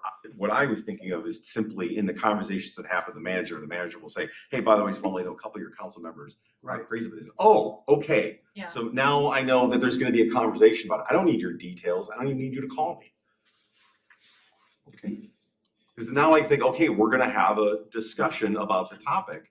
And I would like to understand that we're, be prepared to have that conversation as opposed to walking in, well, this has been passed 3 years in a row. Oh, wait a minute, somebody has an issue. Well, got it. Okay. so I don't need you to call me or go through all your details. That's totally Just a fair. heads up that Makes sense. we have a couple council members that aren't crazy about this. Okay, all right, then I'll Yeah. be prepared to discuss the issue. Got it. That's all I think. With what's here in the gray box, is anybody not comfortable with what's there? I think it's great. As long as it's in focus. This is great. This is why we have governance meetings. Why was it put in the gray box? It's important. Yeah. We didn't want to surprise you with yellow. Thank you, it hurts my eyes. You're good. Yeah. It's nice. Other government agency and meetings. Any thoughts or comments on that? We're gonna talk, of course, at our next meeting about boards and commissions, which are sort of adjacent. But as it relates to this list of stuff here and how we do or don't interact, Martin, you have some thoughts on that? Yeah, I think, I think Downers Grove Township as well as maybe other townships ought to be listed, since we're putting together a list. Yeah, Understanding it's not an all-inclusive list, but we've gone through that's we've true. gone through and made a list of agencies with which we overlap. And so that seems to be an oversight in terms of the list. Agreed. Does it add the DG? Downers Grove Township, feels And like just that. to clarify, we're actually 4 townships. Correct. Right. Downers Grove, Lyle, Lyle, Milton, and York. York, so we'll make sure that that's reflected as well. And it does say, but not limited to. And I can tell you that this is not a surprise to staff, because I shared that with them in advance of the meeting. And share with me. Teacher's pet. So this list is interesting because then it begs the question of what are we gonna do with it? Yeah. And there have been times when we went as far as to have designated liaisons from the council to these organizations where somebody would not necessarily have to go to all their meetings, but kind of keep an eye on it. Yeah. And then during those reports that pertain to the village, we would just say, FYI, I was at I think a Loud Township meeting or DuPage County, and the 2 of you have gone to the Illinois Municipal League and come back with great reports. We used to do that with National League of Cities. We do that with Metropolitan Mayor's Caucus. I get nobody needs another meeting in their life. So it's a question of, what do we want to do? Because there is a lot of valuable information, and Yes. the 2 of you have demonstrated Yeah, that. I'm bummed because I can't go to Iowa this year because I'll be in There's a lot of valuable information, and there's heads ups and talk about us all having the same information. We don't operate in a vacuum. There's a lot of things going on around us. That has happened, but it's work. So I think there's value in having a liaison an official one at least to both DG, EDC and downtown management. I know that there's history as to why we kind of took one of the folks off downtown management, but it really doesn't make sense to me why we have somebody on EDC and we don't on downtown management. I'd like to learn about that. I would I like, agree with you. there's both. I know, but, and I'm fine, I would be fine with it. But I think there's truly value in having kind of with as closely as we work, I think there's value in We having fund it, representation 100%. on there.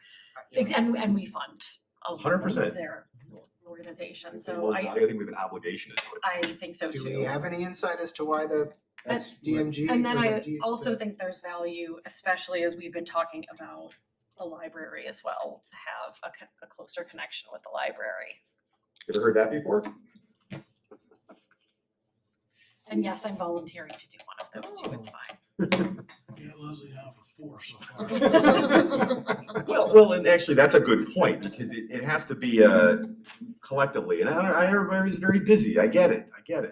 But if we're gonna make these kind of commitments, and I don't think we never necessarily have to do everybody in the list, because some things, No. like Metropolitan Mayor's Office, may be just the mayor, other things might be more for staff. But that we have some kind of antenna out. Others, I completely agree, the library, maybe the county, the school districts, we used to have liaisons there. And again, you don't necessarily have to go to a meeting, everything's electronic and you can attend virtually. It's just sort of doo-doo-doo-doo-doo. 'Cause, I mean, I remember the meetings when, for the love of Mike, where somebody, the liaison would be sitting in the audience and the board is sitting there talking about, what did the village council mean about X, Y, Z? Hello, I can tell you. Well, So to talk about, to use the term elephant in the room, here's my recollection of how this didn't shake out and why it didn't continue. Right? 2 reasons. One was council liaisons just didn't do the work. They just simply didn't do the work. That's all of us looking in the mirror and saying, are we actually gonna do that? Because that's what reality was. We had liaisons to a bunch of different entities, and the truth is council members did not do that job. So there was a certain amount of, if we're not gonna either read the minutes online or go to a meeting or even engage, then what are we doing it for? Right. That was one thing. The other thing that came out was, came out as bad choice of words. The other thing that sometimes was uncomfortable was you'd be sitting and somebody would say, what did the council mean? And the council member, sometimes would do that job well and sometimes wouldn't do that job quite so well. And so that was the uncomfortable things that were going on that kind of caused this to fade. And it's not to say that it couldn't be really useful. It could be really useful, but it sort of depends on the 7 of us to do it. Yes, it does. Actually do the Yep. work and to be pretty serious and pretty diligent and frankly pretty adult and professional about sitting there and having somebody say, well, what did you mean? Or what, I heard this about the council, and having the, sense to do that in a way that everybody would be good with, Yeah, I agree with what you said, Mayor. I think it is definitely a function of how much the input in is the output, right? When I look at this list, let's keep EDC and DMC aside for just a second, and the library too. Well, let's talk about those. I think those are super important to have liaisons on. I'm not sure why the downtown management group doesn't have one, and hasn't since 15. And maybe there's a great reason, and that's not me sort of pointing any fingers. But to Leslie's point, these are 2 bodies that we fund. It is very important. And let's not forget how much attention we put on downtown with our streetscape planning, our guiding DG work. That feels like a liaison makes sense to me since we actually have that in our agreement. On the rest of, and the library, of course, I feel the same way about. And I think we've had some challenges with communication, and what a great way, Martin, I think this is something you brought up a while back, that we used to do this. What a great idea to look at that. So I would be very interested in volunteering, Leslie, for number 5. Wait, was that voluntary comma Leslie, or was that voluntary Voluntary Leslie me. comma? I already volunteered. so. Exclamation point. These others, can we start small? Yeah. Can we ask these organizations to come and talk to us? Can we say District 58, I was, sit on the EDC, we had District 58 come in and give us some information around, I can share this, right? Yeah, information, sorry, just wanna make sure. Information around, Do you have information that nobody else had? I Wait a minute. How long have you been holding this? comment withdrawn. No, it was just talk about population changes in the district, and I thought, wow, that's really interesting, and it sort of was thinking EDC. But I also feel like as a council, it would be great to have them come and update what their plans are. All right, history guy, tell us what we used to do and why we stopped it. Okay. This is gonna be a Here retreat. we go. No, I saw the retreat. I watched the 2017 meeting, but Yeah. that was boards and commissions. Yeah. We also did one with other, Okay. the other. I tax remember that. I said small. I It was said start Midwestern small. University. Yeah. They posted it for us. Yeah, we did tax bodies, but Yeah. I completely agree. It's very valuable because you'd be, It well, is. so the rule is the staff of all these organizations talk all the time. Yeah. It's the elected knuckleheads that don't. Yeah. And so it's very valuable for elected people to, this is how, for example, that we're sharing the building with District 58. Yeah. Conversations like that start. Understood. So whether it's a super retreat or whether it's just a meeting somewhere, I just, even just coming and like giving us what their hallelujah. planning is, all that stuff. That sounds like a real good way to start small and Yeah. take a little Yes. bite. Would be to just ask these The folks. Park District just finished their strategic plan. Yeah, they did. But asking them to come. Yeah. Just talk to us. We'd like to learn more about what's going on, so. Great idea. That's one thing. For the sake of time, maybe we could talk a little bit about the EDC and the Downtown Management Group and that organization as it pertains to, they're not boards and commissions, right? These are nonprofit organizations that we have agreements with. Do we want to talk about this now, or I just have a point I want to make about the appointment process? Or do we want to wait till that's board and commission? Because I feel like we're going to be talking appointment process then. Chris, I tried to set expectations Yeah. at the beginning of this, and I don't know if this is a 1 meeting, 2 meeting, 3 Okay. meeting thing. We need to do this. I think we have had these meetings in the past where everybody sort of looked at their toes. Yeah. We have the opposite type. That's a Yeah, good thing. okay. Just. So I'll go on record to say that I believe that because these are funded, that they should be council approved appointments. It was made clear in the document that they are not. We have traditionally, historically asked the council to approve those. They are not, apparently. And so I just think, given the spending and given their importance, it would seem to me the council votes on their budgets, we should vote on who gets Can- appointed to. Can I point out, though, that those mayoral appointments are subject to the consent of the village council by resolution? Not for the EDC and No. not for the It says, downtown management. that's what it says right here, Although not required. although not required. No. In the Neither are past, the required. appointment has been. It's never been required. It's always been done anyway. Yeah, So just in good faith. I just think there's an opportunity to talk about how that can be cleaned up generally around boards and commissions. These in particular, to me, these are taxpayer dollars that we Yeah. are voting on. And I just think the council votes on funding, we should vote on who goes in. My 2 cents. I'm sure that's a little surprise to most of you. So are you saying that this, that basically the idea here would be that there would still be a mayoral appointment? Yes. And then the consent, Correct. so, Like it has been, So so just I- formalize that. yeah. Yeah, I think it's,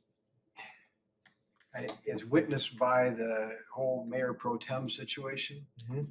I think we're kind of dancing around something there, because then it ends up being, okay, the mayor can appoint whoever they want, so long as the council agrees to it. So mayor, keep appointing somebody until it's the person we want. So why even have it as a Not mayoral necessarily appointment? someone that we want, someone we agree.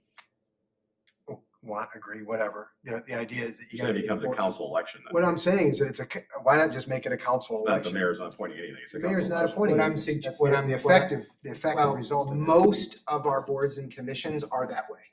Mhm. Almost all of them are that way. So we can have this discussion now. I'm happy to get Right, well, into that's it. why you said. I'm trying this to is the keep time. this focused on some of the other things, but it would be the rule rather than the exception. Now, these are not boards and commissions, so that is a clear difference. However, as I've said, and Leslie made the point, this is dollars, tax dollars that we're managing, so I agree. What do their bylaws say? Do they impact that at all? We would have two things that would have to be reviewed. One is their bylaws, because they may prescribe some things. They would have to Oh, approve And it. then we would also have to have a review of state law. on the Yeah. subject. Those two things Sure. would have to go. Yeah. Because I don't know if any of us. Well, we also have an operating agreement with them. Yeah. So we have to We make would sure have to that it change wasn't that. in violation of that, so that, Yeah. that, I believe the bylaws say they're appointed at whatever process the council That decides. is correct, yeah. But for each one, we'd have to get all that. Yeah. Right. Seven of us would have to. So understand again, all that. It feels more like a boards and commission discussion. I just would hate for it to pass or hate for it to get passed and say, well, that's not a board and commission, so we're not gonna talk about that at governance. So that's my spiel. It's a conversation worth having, probably not at 10-12. What?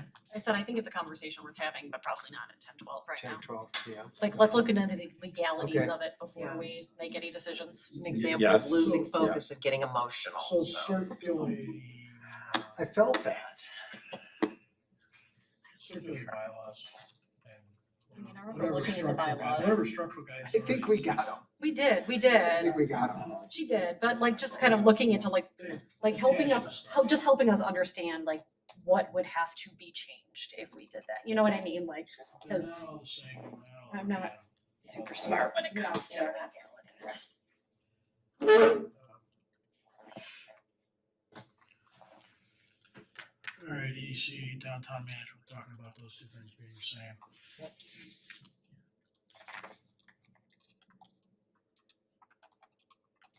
All right, so my notes suggest we're gonna try and come up with some process to invite these folks to talk to us periodically. At least as a starting point, and then when we do that, maybe each one at a time we do one of those, we can consider whether it makes sense for us to assign a liaison.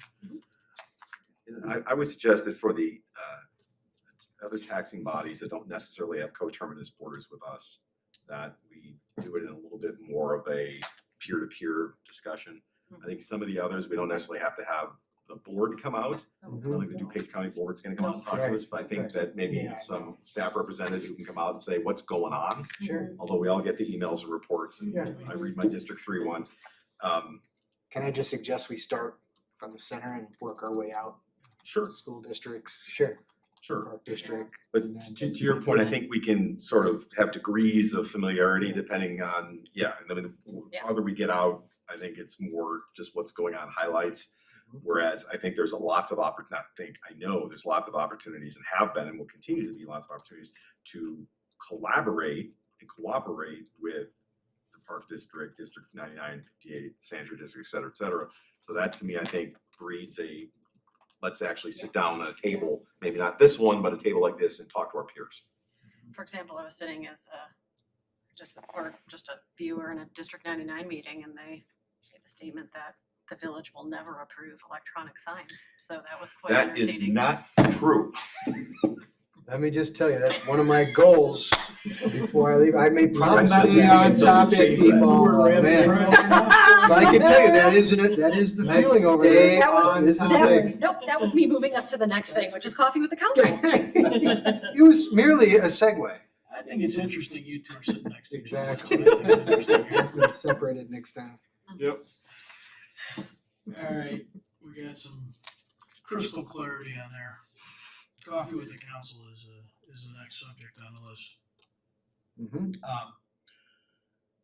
There's a lot of feelings about people that love doing this and people that hate doing this, but I think everybody feels like we should do it. Yes. Any, I'm gonna go with my suggestion that I feel like I make every 2 years. And that is, whenever we have like a purpose or a theme, we always get more people. You know, we don't always necessarily have to stick to a specific topic, but if there is a reason for people to come talk to us, we definitely get more participation. So for example, when we were doing the comprehensive plan, we did get people that came there to talk to us about it. When we do the budget discussion, we get people that will come and talk about the budget. Though we've gotten people that have come to talk to us about other things that are bothering them in that moment, and we will still, you know, have conversations. I think there would be value in, even if it's every other month, to at least have some sort of focus area of something that is important and going on in, you know, with whatever business we're doing, so that we can at least try and get more folks to come and attend. And so if we kind of give them a reason to come and have a conversation with us, that might spark more conversation. I Great couldn't That's just agree my more. suggestion. Great idea. We have all these new plans we just passed. I'm sure there's That's lots it. of stuff in there we can talk about. And we saw this through the whole course of doing this work, right? That, you know, we want to talk to you about streetscapes, whatever, but that didn't stop folks from saying, hey, I About got the this same. issue on my street, right? And so I think it's a way to almost target certain populations in Yeah, town that yeah. are more likely to show up, you Right. know, hey, this is something I have some interest in as a group, the bicycle club Yeah. or whatever. And it's just a way to maybe increase the engagement. So we've Yeah. had conversations about this And if before. we can talk about I it agree. like at meetings Yep. and try and do a little bit of, you Yep. know, social media about it, then maybe we can try and get some. And then folks. we have to make sure people attend. Yes, Yeah. I'll share. For the staff listening and taking notes, and Doug hiding in the back, it's important that, well, from this councilman's perspective, it's important that we make sure, I agree 100%, that some sort of a thing that somebody could latch onto is gonna be good. What we wanna make sure we do is don't create an environment where people don't think they can come with anything. Right. Because Oh, the- yeah. The main, Yeah, still the absolutely. main point is Absolutely. just another opportunity in an informal setting to chew our ear on something, right? Devote the first half hour to it and then people can Right. talk about anything I want. It's And exactly. I'm just talking about messaging, Martin. Yeah. Just Yeah, talking you about No, I should. agree. Yeah, Absolutely. It's just the Absolutely. subject. It's Agreed. still coffee with Agreed. the council. We're there to just show up and talk. Yeah. Definitely. I agree, but it also, I mean, with all, you know, appreciation and reverence for the folks that do show up all the time for everything, you know, we want to hear from others as well, right? And so this is a way of trying to target some others and giving them more of a reason to come on a Saturday morning or something. And that's because we want engagement. That's what we want.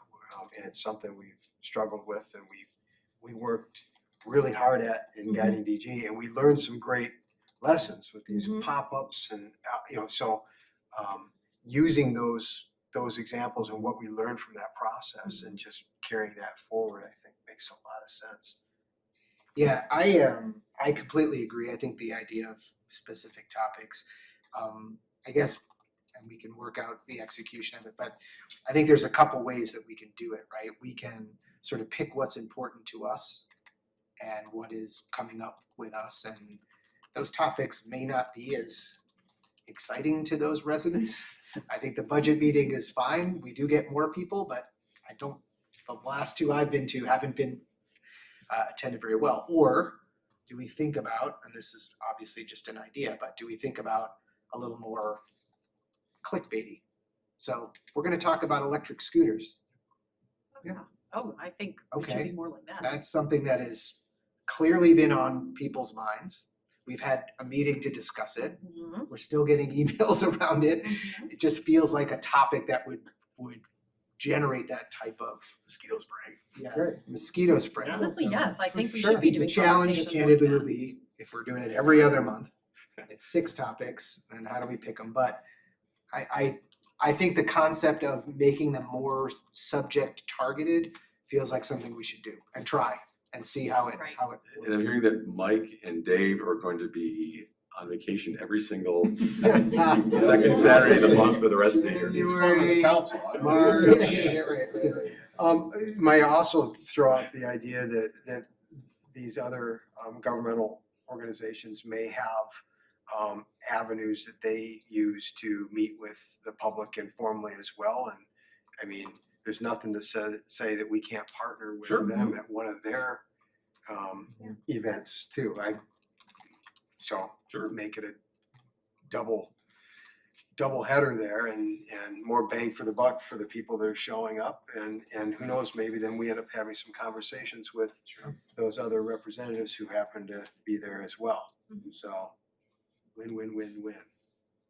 Better order some more coffee.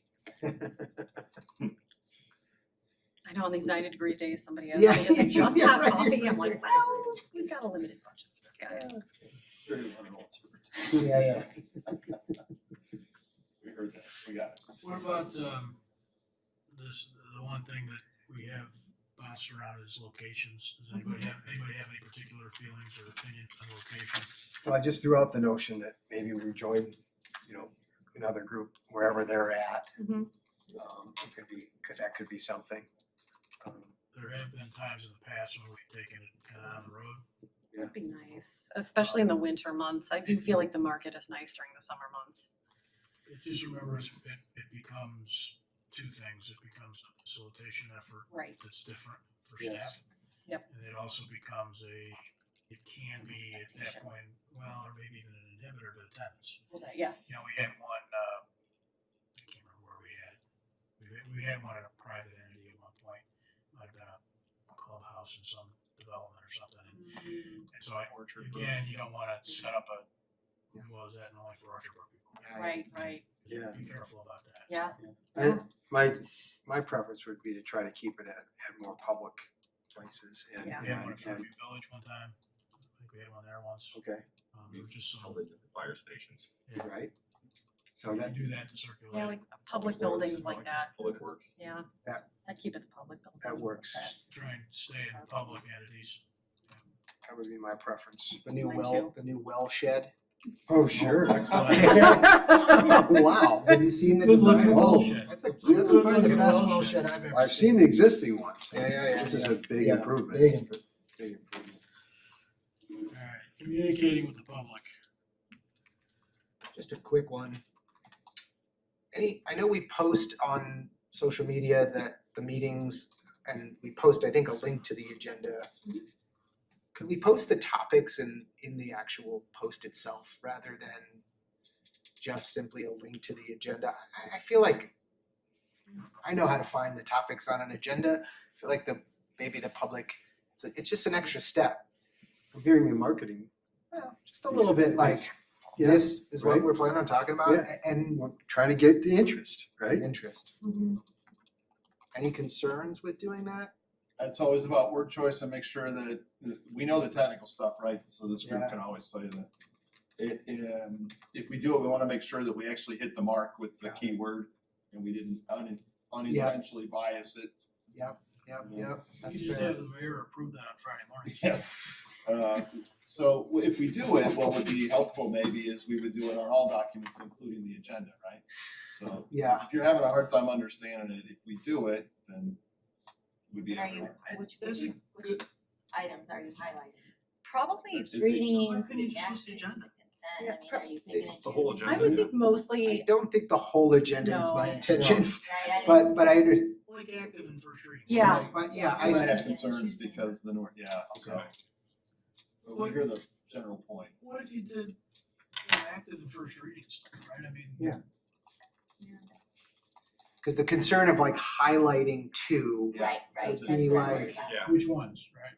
That's what I'm worried about. But it is a, no offense, guys, but it's a boring post. it is. I mean, it's the same graphic and a link to the website. Great. I Kinda am is. doom scrolling past that so fast. I mean, We get the point. I'd like to work with Enza and Doug Sure. and figure something out. We understand what you're asking for, so Yeah. let's see if we can come up with something.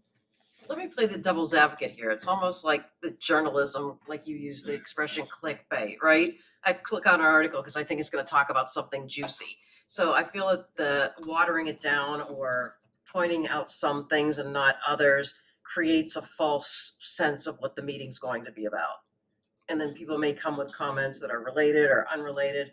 I just think it's better to keep it as boring, to use your words, or vanilla as possible, just kind of for the legality's sake or the honesty's sake. I, Describe that more. Which is why we, sorry to interrupt, which is why we have, Doing- this has come up in the past, so We we. just link. Yeah, exactly. Let people figure it out. I just don't like the idea of us putting anything on it, because anything we do put on it, other than the words itself, make it a spin.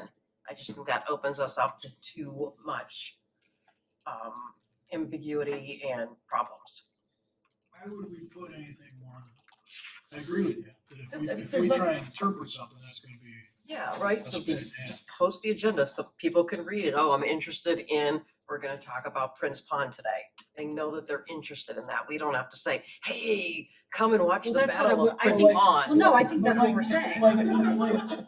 Tammy, I think that's what we're We should say suggesting. something about the high rise. that we're going up. But like for instance, to take the night as a, for example, with this house, but like we would see liquor licenses, comprehensive plan, Yeah. governance discussion. You know, would But be that like is what There's a we way to said. summarize. Exactly. No, we No, we no, don't. I think we do in the post, we don't, right? No, we The don't. post is a graphic of like the village. It's a picture It's of just a that, direct link. Yeah, it's a picture of that. it's and a link. time, and it's a link to the Yeah, agenda. Right, and so people would have, and it sounds They would terrible, have to but click. they'd have to want to click through it, and they'd have to want to scroll down. Yeah. So if there's a way to get some short summary Yeah. in front of people. Sounds like staff has, We've run that's it a, a couple of times. yeah, Yeah. I think, We'll have to take a shot at it. It gets, I think, yeah, we have Legally, the whole, yeah. all the ideas here on the table. You could take a run at it. Do them all. without doing it. just do every idea we just said. Just do it- do a couple. we have one item on the agenda, we'll. Well, let's be some efficient meetings. You could do a couple of them and just circulate them here and see if people's expectations The are. one item will be social media post discussion. All right. Is there anything that people are feeling like we shouldn't be doing or that we're missing? Just that.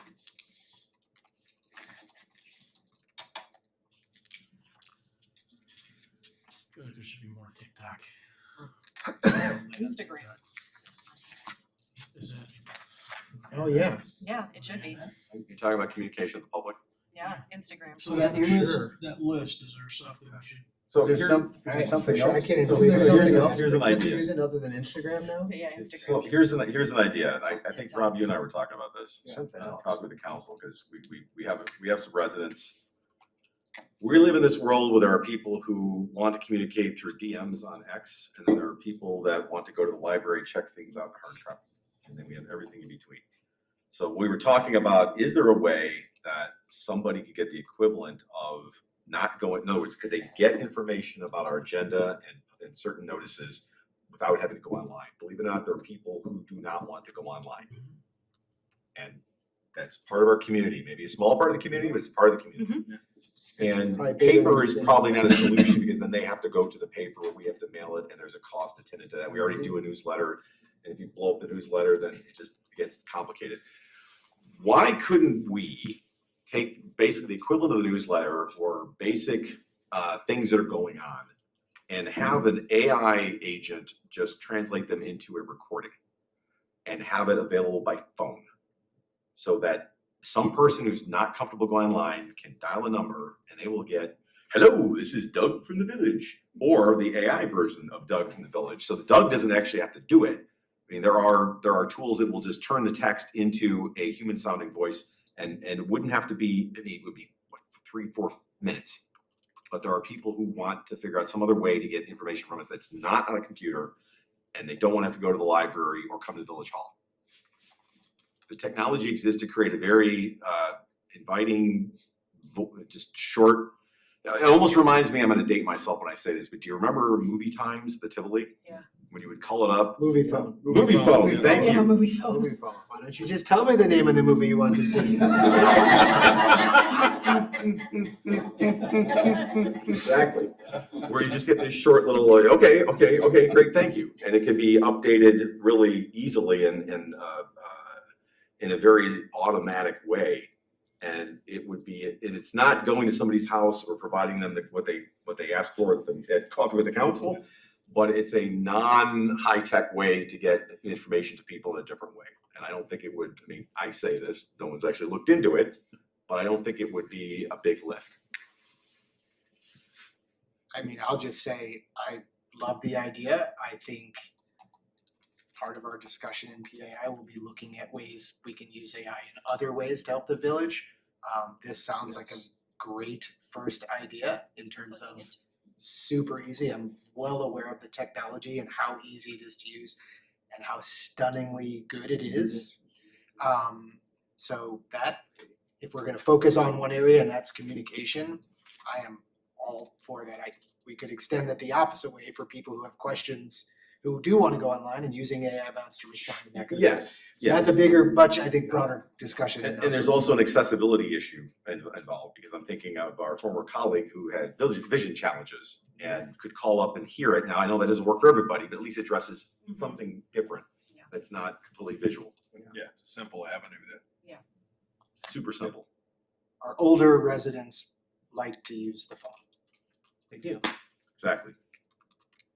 So I think I would love to look into that and set some up. I think that's a great idea. Is there older residents, can you give me something? When was your birthday? Oh. 1 year older than that. Oh, Yeah, all right. good residents. We like them. So my age is what Yeah. Sorry, Martin. He didn't know he did that when he did that. But Yeah, notes that make sense to have. yes, sir. All right, responding to inquiries from the press. no comment. All good. I don't know if this, I'm just gonna make this comment. I think the way this team handles crises, issues that hit our village in terms of communication is outstanding. Second to none. Outstanding. The way I'm kept informed, the way the public has been kept informed where we can, I think we do a great job. I wouldn't change a thing. Everybody feel the same way? Yes. Responding to resident inquiries and requests for service. This happens to varying people in varying degrees and every subject under the moon. I love it when I read the email and Dave's already responded and addressed the issue. Yes. Yeah, this pretty well summarizes what's happening. Yeah, does everybody feel like they get service they're looking for with that? Yeah. Neighborhood meetings, not very often. I think there's two subjects here and weave into the next meeting we're gonna have a little bit. I mean, that is sort of the role of council in those meetings.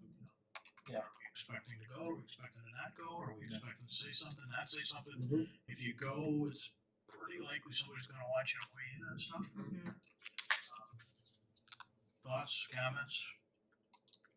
I like it the way it is. I understand it. It's fine. Okay. Council directed work by staff, otherwise known as the 4-hour rule. There was a council question about that today, which I assume everybody saw. Asked and answered. We got a chance to see it. Any thoughts, comments, reactions? Like it's so first of all, I assume everybody understands it. And for those that have been around, do they feel like it served them well? I think I used it once. it's worked well. I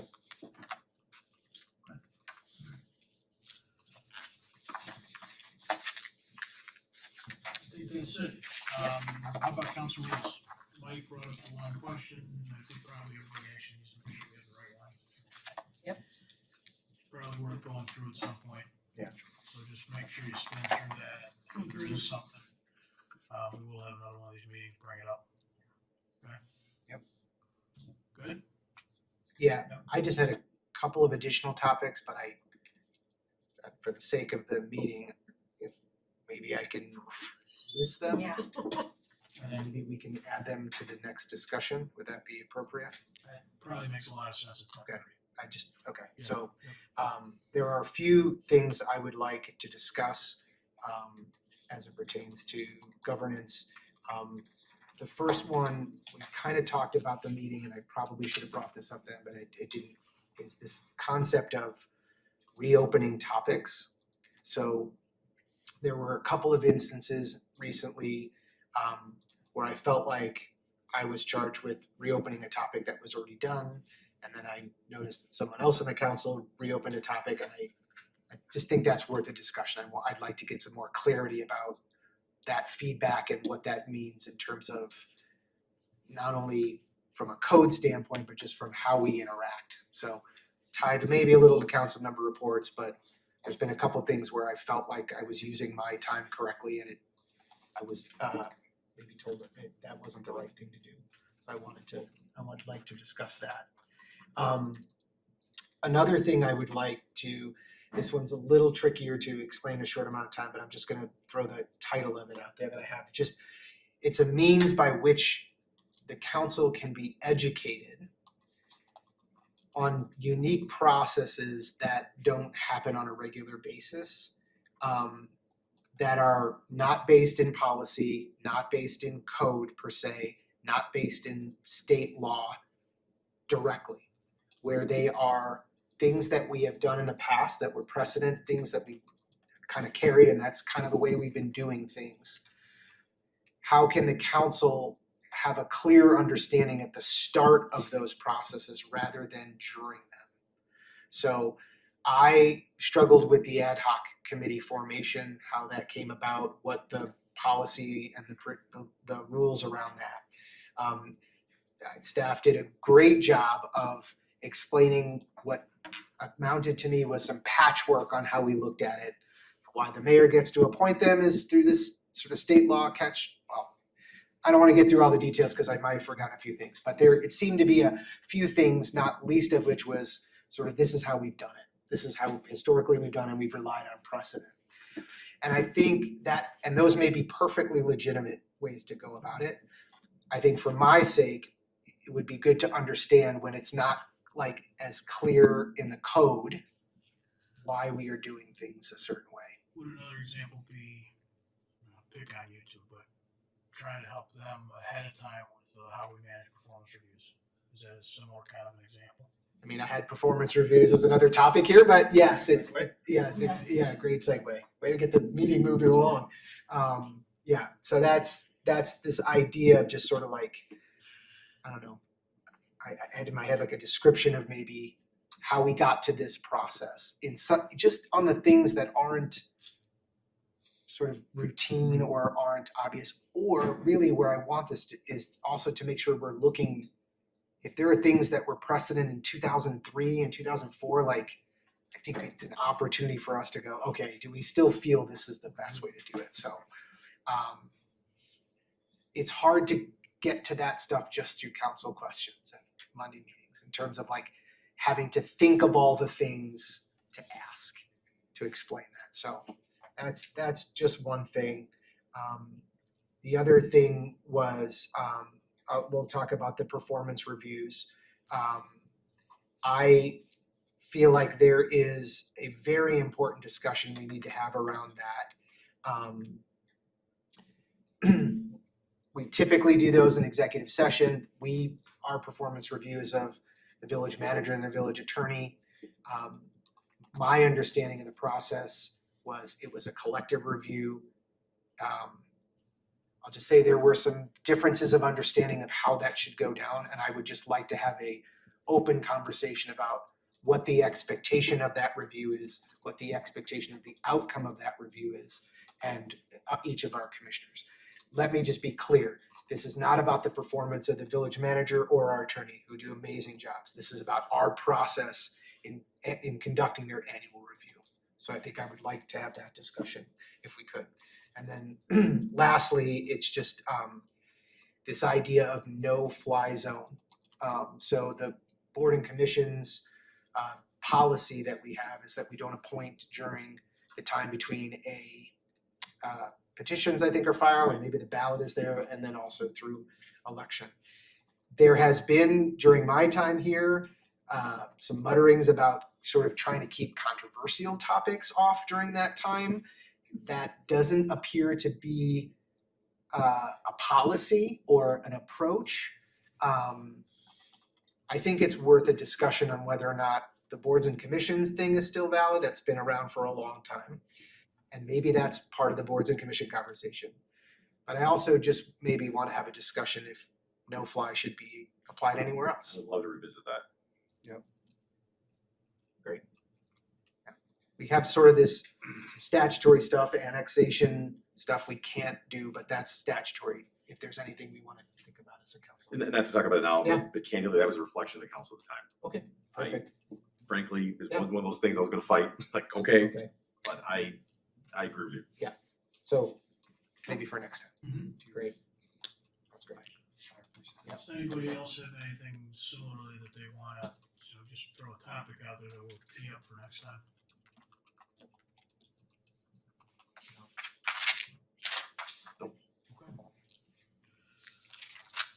All right, last thing on our agenda tonight is Chris' new business item. Chris, you wanna actually do that, start that at 10:40, or you wanna do the same thing, introduce it and continue it? It's your prerogative. I think I'm going to introduce it just for the sake of moving it along. So I just asked this new business item be added. It's a proposed amendment to section 217, which is our municipal code regarding the mayor pro tem appointment process. I would just simply like this code revised so that we have a mayor pro tem seated. What I'm proposing does not remove the mayor's authority to nominate. It preserves that authority, but it also provides a structured fallback, just to ensure that the role does not remain vacant indefinitely. This approach mirrors the logic in our emergency succession ordinance, where the most senior council member steps in and applies here to what I think is just closing a gap that this code leaves.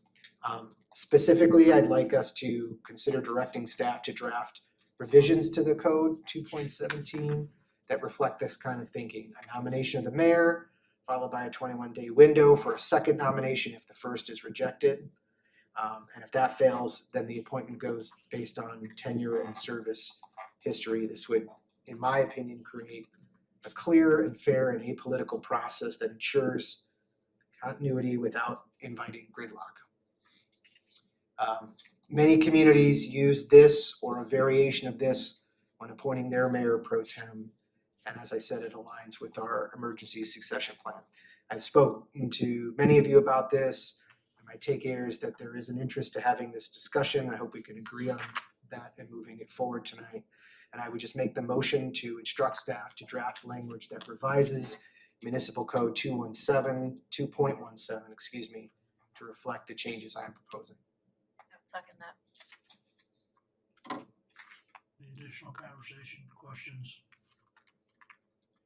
Sure. Well, thank you for the heads up on this. I appreciate it. Heads up sitting next to you when you call. Yeah. I understand why you're bringing this forward. And my issue is more about timing and process, because I also think it's too narrow. Timing.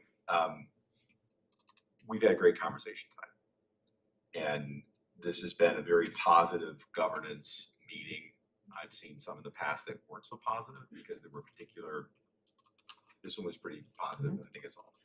I would like to see this governance conversation continue and maybe make this item unnecessary. Let me explain what I mean. We've had a really good start to this conversation. We're going to be talking about appointment processes. You've already talked about a couple of things that kind of relate to this, like what does the mayor do and what happens if the mayor's appointments don't jive with the rest of the council. I have questions about, similar to Mike, does something like this turn it into basically council elected as opposed to mayor appointed, to where yes, the mayor is appointing, but essentially the council is electing someone from their own. I have questions about that. I think we need to actually research them. And I've looked at other communities too, and I think there may be a little bit of difference between this and what some of those other communities say. I don't know the answers, but I think that it would take some time to figure that out. I would like to see if we can work through consensus a solution to this issue. I'm not convinced that there's no solution to concluding this in a positive way under our existing rules. Number two, I already mentioned, I have some concerns about what this might do. I also have a concern, and this isn't trying to suggest anything other than you are trying to efficiently move things forward, which I appreciate. But just stepping back for a moment, I'm concerned about precedent, talking about precedent, in that we have an issue, and instead of working it through together using our existing system, let's change the system. let's change the rules because we can't solve it. I have not given up on solving the issue, which is solving the mayor pro tem appointment through the 7 of us on the existing process. I would also ask that if this goes forward, that we do further research on what this actually means for our form of government, because there's an argument, I mean, for all I know, maybe we've been doing it wrong all this time and it should be the mayor's prerogative, period. I don't know. Again, haven't looked into it. So I guess where I'm coming is my view on this, while I appreciate it coming forward, I understand why it's coming forward. I would like to give us some more time, not to say no, but could we defer it for a brief period of time until we finish our governance conversation? That's my only question. So from my perspective, I wouldn't even imagine that this could take effect during our next 2 years, right? I would imagine it Good could point. only, so for me, I want to only move forward so that we can explore kind of the legalities of kind of what our next moves are. Overtaking our time. Excellent point. That's all my only concerns. I would like to try to fix this amongst ourselves, but if we have the time to do that, I'm fine. So yeah, so when I had the conversation with my Monday call with staff, you know, I kind of like asked like, what are the legalities of this? You know, can we move forward with this? And the answer for me was, we'll only look into this if we vote to move forward. So I kind of feel like the only way that we can kind of move forward and kind of figure this out is if we, you know what I mean? Like if I we- do if know what we- you mean, and I'm not Yeah, saying don't yeah. look into it, because I have lots of questions. I'm only saying that rather than moving it forward tonight, can we have our next governance conversation and then move it forward? That's all I'm saying. Yeah, I mean, with all due respect, it's been 2 months. There hasn't been any, I know. I'll let you talk. Let me just, there hasn't been any movement on it as far as I'm concerned. And given, I would say, some pretty, given how important this seemed at the time we were making the first nomination, to now all of a sudden say we should take some time. I think what this, and the idea of working it out amongst us is a great idea. That has to, but there's no reason we can't do that and still move forward with this. It's the exact same thing, except that we have some work that staff needs to do to give us the information. This is the first I'm hearing that it would have to wait 2 years. I think we have to make sure we understand that before we start, you know, And looking that would at be, that. that would be part of looking at the legality of it. That's my only thing is, I would like to just get that Okay, piece started, is just looking at the legality of Fair it. point. And that doesn't give us a like next date of Yeah. the next meeting Fair we would point. be discussing it. And the thing for me is, I like you, like, I'm not gonna assume, I like many of us, want this decided and moved forward and moved on from so that we can get on to other Yes. things. I'm less concerned with your, after getting the new information I didn't have. No, yeah. So that was my See, Mon- it's changed my. yeah, so that was my Monday call. I asked like, hey, so is this kind of like a legality? Like, can we kind of do this? And so, Okay. yeah, that was my question. And the answer was kind of, well, if we move forward, we'll kind of look into that. So, As if the only way we'll know is to move this forward. Yeah, that's the premise. I think there's a ton of value just moving it forward, just to. Well, we do have the 4-hour rule though. me too. Yeah. We could look at something up to 4 hours without having to move forward. So Well, I don't mean- think we can't look at it all I mean, without moving it forward. as a council, I mean, why do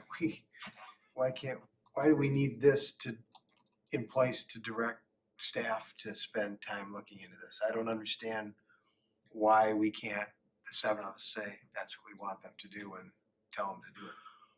I mean, I'm not following. This is a new business item. Yeah. That we're asking staff to work on this. Okay. Well, What let I'm me, saying, if I they- pull this they- off the table, let me clarify something, because I think your motion, which was seconded, was to actually have them go draft something. right? Now it sounds a little bit more like, let's look into what's involved in. Well, the way they're before we gonna draft anything. They don't have to draft anything to study the legality. The way I understand it is, in order for them to draft something, they're gonna have to look into something. Yes. So I'm interested in them looking into it and drafting something. If they come back in next time and say, we can't for X, Y, and Z reason, that's a different thing that we'll address. But they can't start their work without this type of motion. I don't think that's correct. They have I a don't know. 4-hour rule. They could do it without any kind of a new business item, but I'm more concerned about, I am not, I'm in favor of investigating the legality and the other issues that Leslie raised. I don't also have. But I don't know that also- the drafting has to happen commensurate with that. I am very interested in getting this pro tem rule filled and moving on. The 4-hour I disagree rule with you. gives us more time. It pushes it, it kicks it down the road, and I'm just simply not interested in that. Well, I'd rather use the 4-hour rule. Can I ask, so, can I get the motion read back to me, please?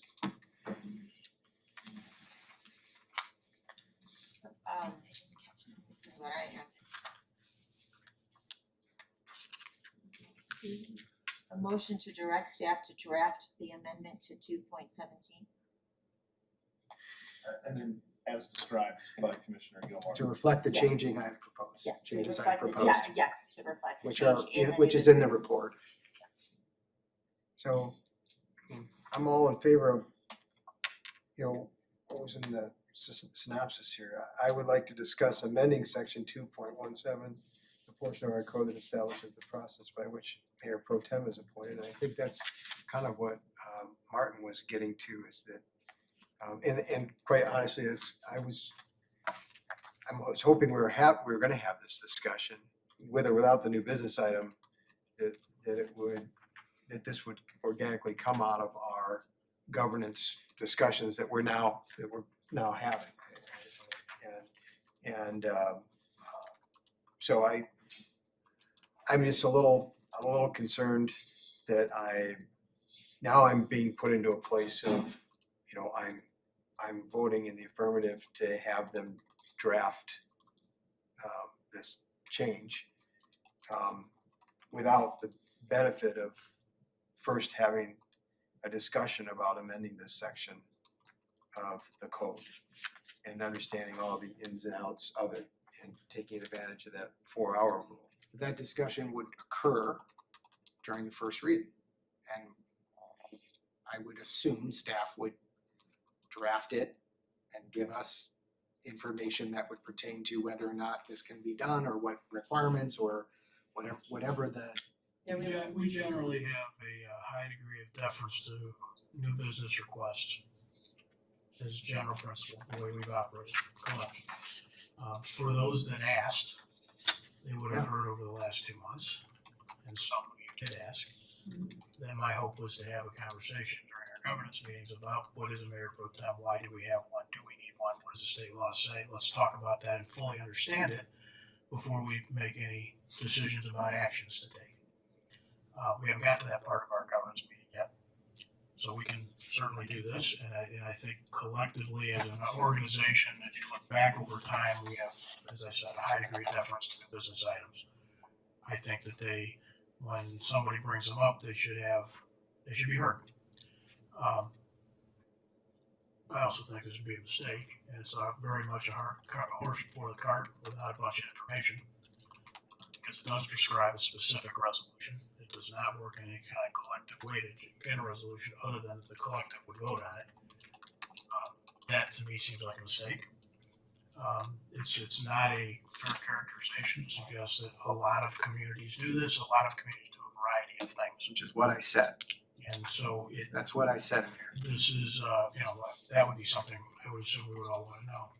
So I think that would be an error, because I think we ought to at least have our next governance conversation and talk specifically about what a mayor pro tem is and why we have one. There are some assumptions that may not be accurate.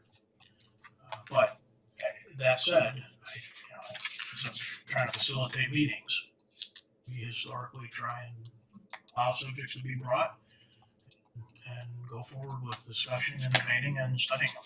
So, Why, knowing that we're gonna have further discussion, what's the urgency in waiting to move this motion forward to a vote? This is Mayor Pro Tem has not been a part of any governance conversation that I've been involved in. It did not make our packet as a topic that we would discuss. So to me, the item appeared to be a non-discussing, an item we were not going to discuss. And so just because the mayor says we're going to discuss it doesn't necessarily mean we are. And as I've said it in previous meetings, this has been too long to sit without this position. If the council doesn't agree to change this code, so be it, but it's time to take some action on it. So the effect here tonight is if we vote in the affirmative, we're moving this to a first reading, Correct. correct? So for the benefit of everybody understanding. At some point. At a later date, yeah. And just for the record, I did express my expectation last week that we would be talking about the Mayor Pro Tem process during this governance meeting. So I know whatever is or isn't in here. But we also, I said, we also have a lot of things to talk about with governance. Yeah. And so We this do. to me does not necessarily fit quite in governance. This to me is more about the appointment process. Yes, So and I recognize that you had also added, how do we appoint representative to the EDC? How do we appoint the representative downtown management? And there were some similarities there in terms of that process, which the council, right now, that's a mayor appointment, let's formalize it, make it council approval. Play this out. Same thing happens for EDC representative. How would we solve that? I suspect you would suggest something similar to what you drafted. Well, that's why to me, it's all kind of related. okay, I'm not asking you Yeah, to it's agree with fine. me, I'm Okay. just explaining myself. Yeah. So one of the fundamental questions that we all need to ask ourselves over the next 2-3 weeks as we work through this is whether or not we think, because we don't like the current situation, we want to change the structure that's been in place for 25 years and has resulted in what we have today up to this point. Or whether we think because we don't like the current situation, change the rules and change the way we govern and the way we interact with each other. I think that's a pretty big question. Mischaracterization. Yeah, I don't think that's what we're talking about. It's entirely accurate. We also have a This situation. has happened one time ever. Yeah. And we're looking at it right now. And with that in mind, we've decided we want to change the rules. And I would suggest that with being one of the old people in the room who's been referred to as one of the historians, that would be a pretty knee-jerk reaction. So. It's also not changing the rules. It's adding a fallback in case this ever happens again. One of the reasons governance is a place to talk about it is because in governance, we talk about expectations and how we're going to deal with each other. And expectations have always been, and I know to some suggesting that is bothersome in and of itself, I recognize that. But the expectations among council members have always been that is a mayor appointment. And whether it says subject to or not subject to, it has been, I think, all unanimous approvals of that. That is not even close to the to accurate reflection of everybody's opinion of the selections back to 2001.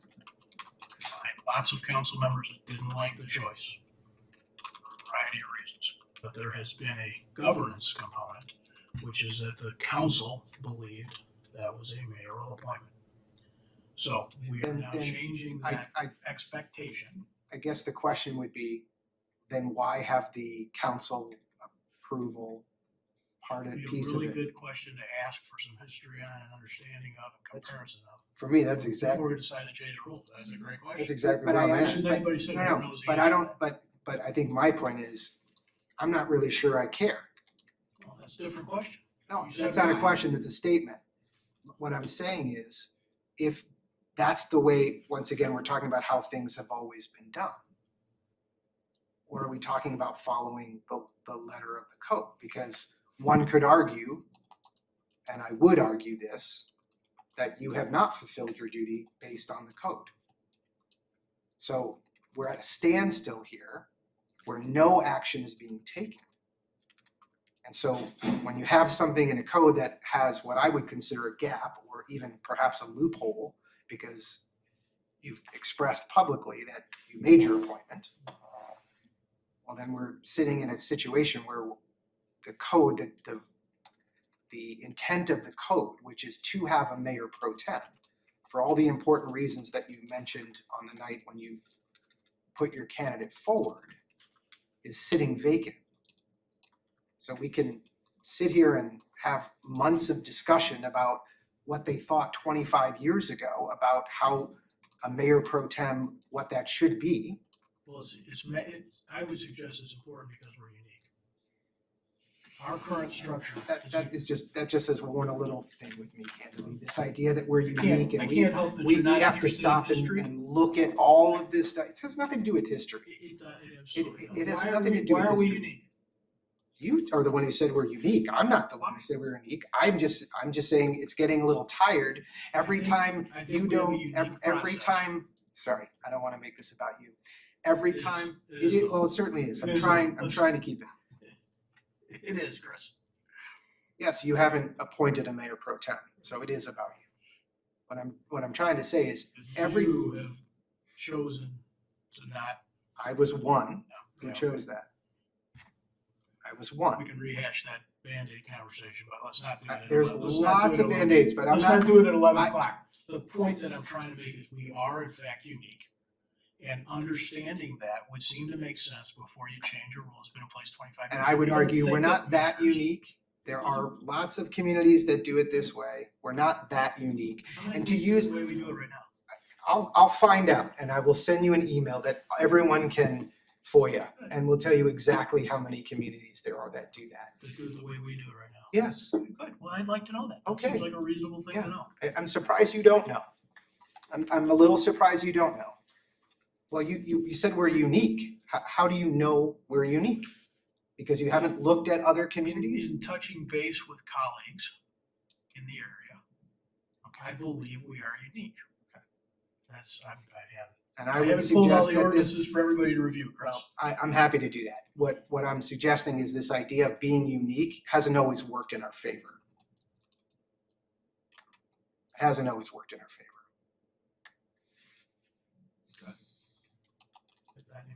I think for 25 years, we've done a pretty exceptional job. That is a total mischaracterization of what I'm saying. The way you are using the word unique is as if we are somehow better than all of these other communities because the way we do, that we have figured out some secret sauce. I'm not criticizing who we are as a community. We are an amazing community and we've done amazing things. And I am proud to be a resident here. Please do not characterize what I am saying as being some kind of denigrating comment on the village, either staff or the council or the residents. I'm characterizing it as a knee-jerk reaction in a moment. You have 25 years Characterizing of history. this as a knee-jerk reaction. We have 25 years of governance that has been handled through the governance process, which is rules and expectations a certain way. It didn't go the way you wanted, and now you'd like to change those rules. Kind of like the way we appoint library trustees. That didn't go the way I thought it should, and it turns out it was the wrong way to do it. So let's understand if we're doing it the right way right now. I already know we're not doing it the right way because we don't have a mayor pro tem, and there is nothing in the code that will make you appoint one. And you're gonna sit idle with it until we move. And we can have this idea of doing all this research and looking into what other communities and why we're so unique. In a position that you yourself talked about how was important, Let's do this. how then. important Let's it do was. this then. Why don't we dedicate another meeting time to this subject only and sort this out? I'm not interested in that. We can dedicate a meeting by talking about what's it. We have a new business item on the table Why do we have a that mayor spells out exactly what pro we're tem? looking to Mayor pro do. tem. Why do we have a mayor pro tem? There's lots of reasons we have a A lot mayor of pro communities tem. that don't have them. Why do we have one? Okay, now you don't want one? That makes zero. Your argument now is because a lot of communities don't No, want my one, you're argument- not gonna step up and appoint one? My argument is that when you don't get your way and you therefore suggest a change of the rules, I think that's a little bit knee-jerk. That's what my argument is. Okay. So There is a rule in our council rules about making comments like that I will remind you to take a look at those, about how you're making an aspersion about how I'm characterizing this. yes, I am. Yeah, okay, well, you violated one of these rules you're so happy to point out. What I'm saying is, you're not appointing a mayor pro tem because you didn't get your way. I'm appointed a mayor pro tem. No. I chose not to approve. Yeah. And you have not, you shall, that's the word in the language, you shall. I did. Yeah, and now we're sitting without one. That seems like a mistake. I agree, let's fix the code so we get one.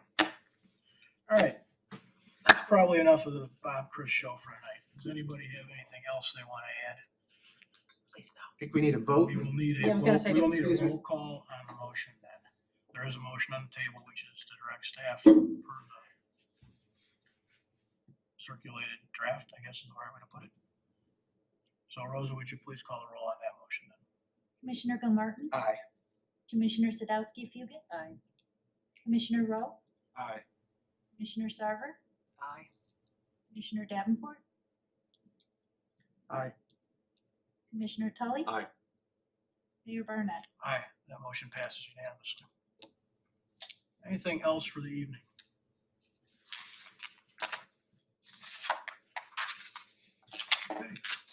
Move to adjourn. Continue this. The Grove Foundation's Oh, goal reports, founding yes. is live. Just want to let you know.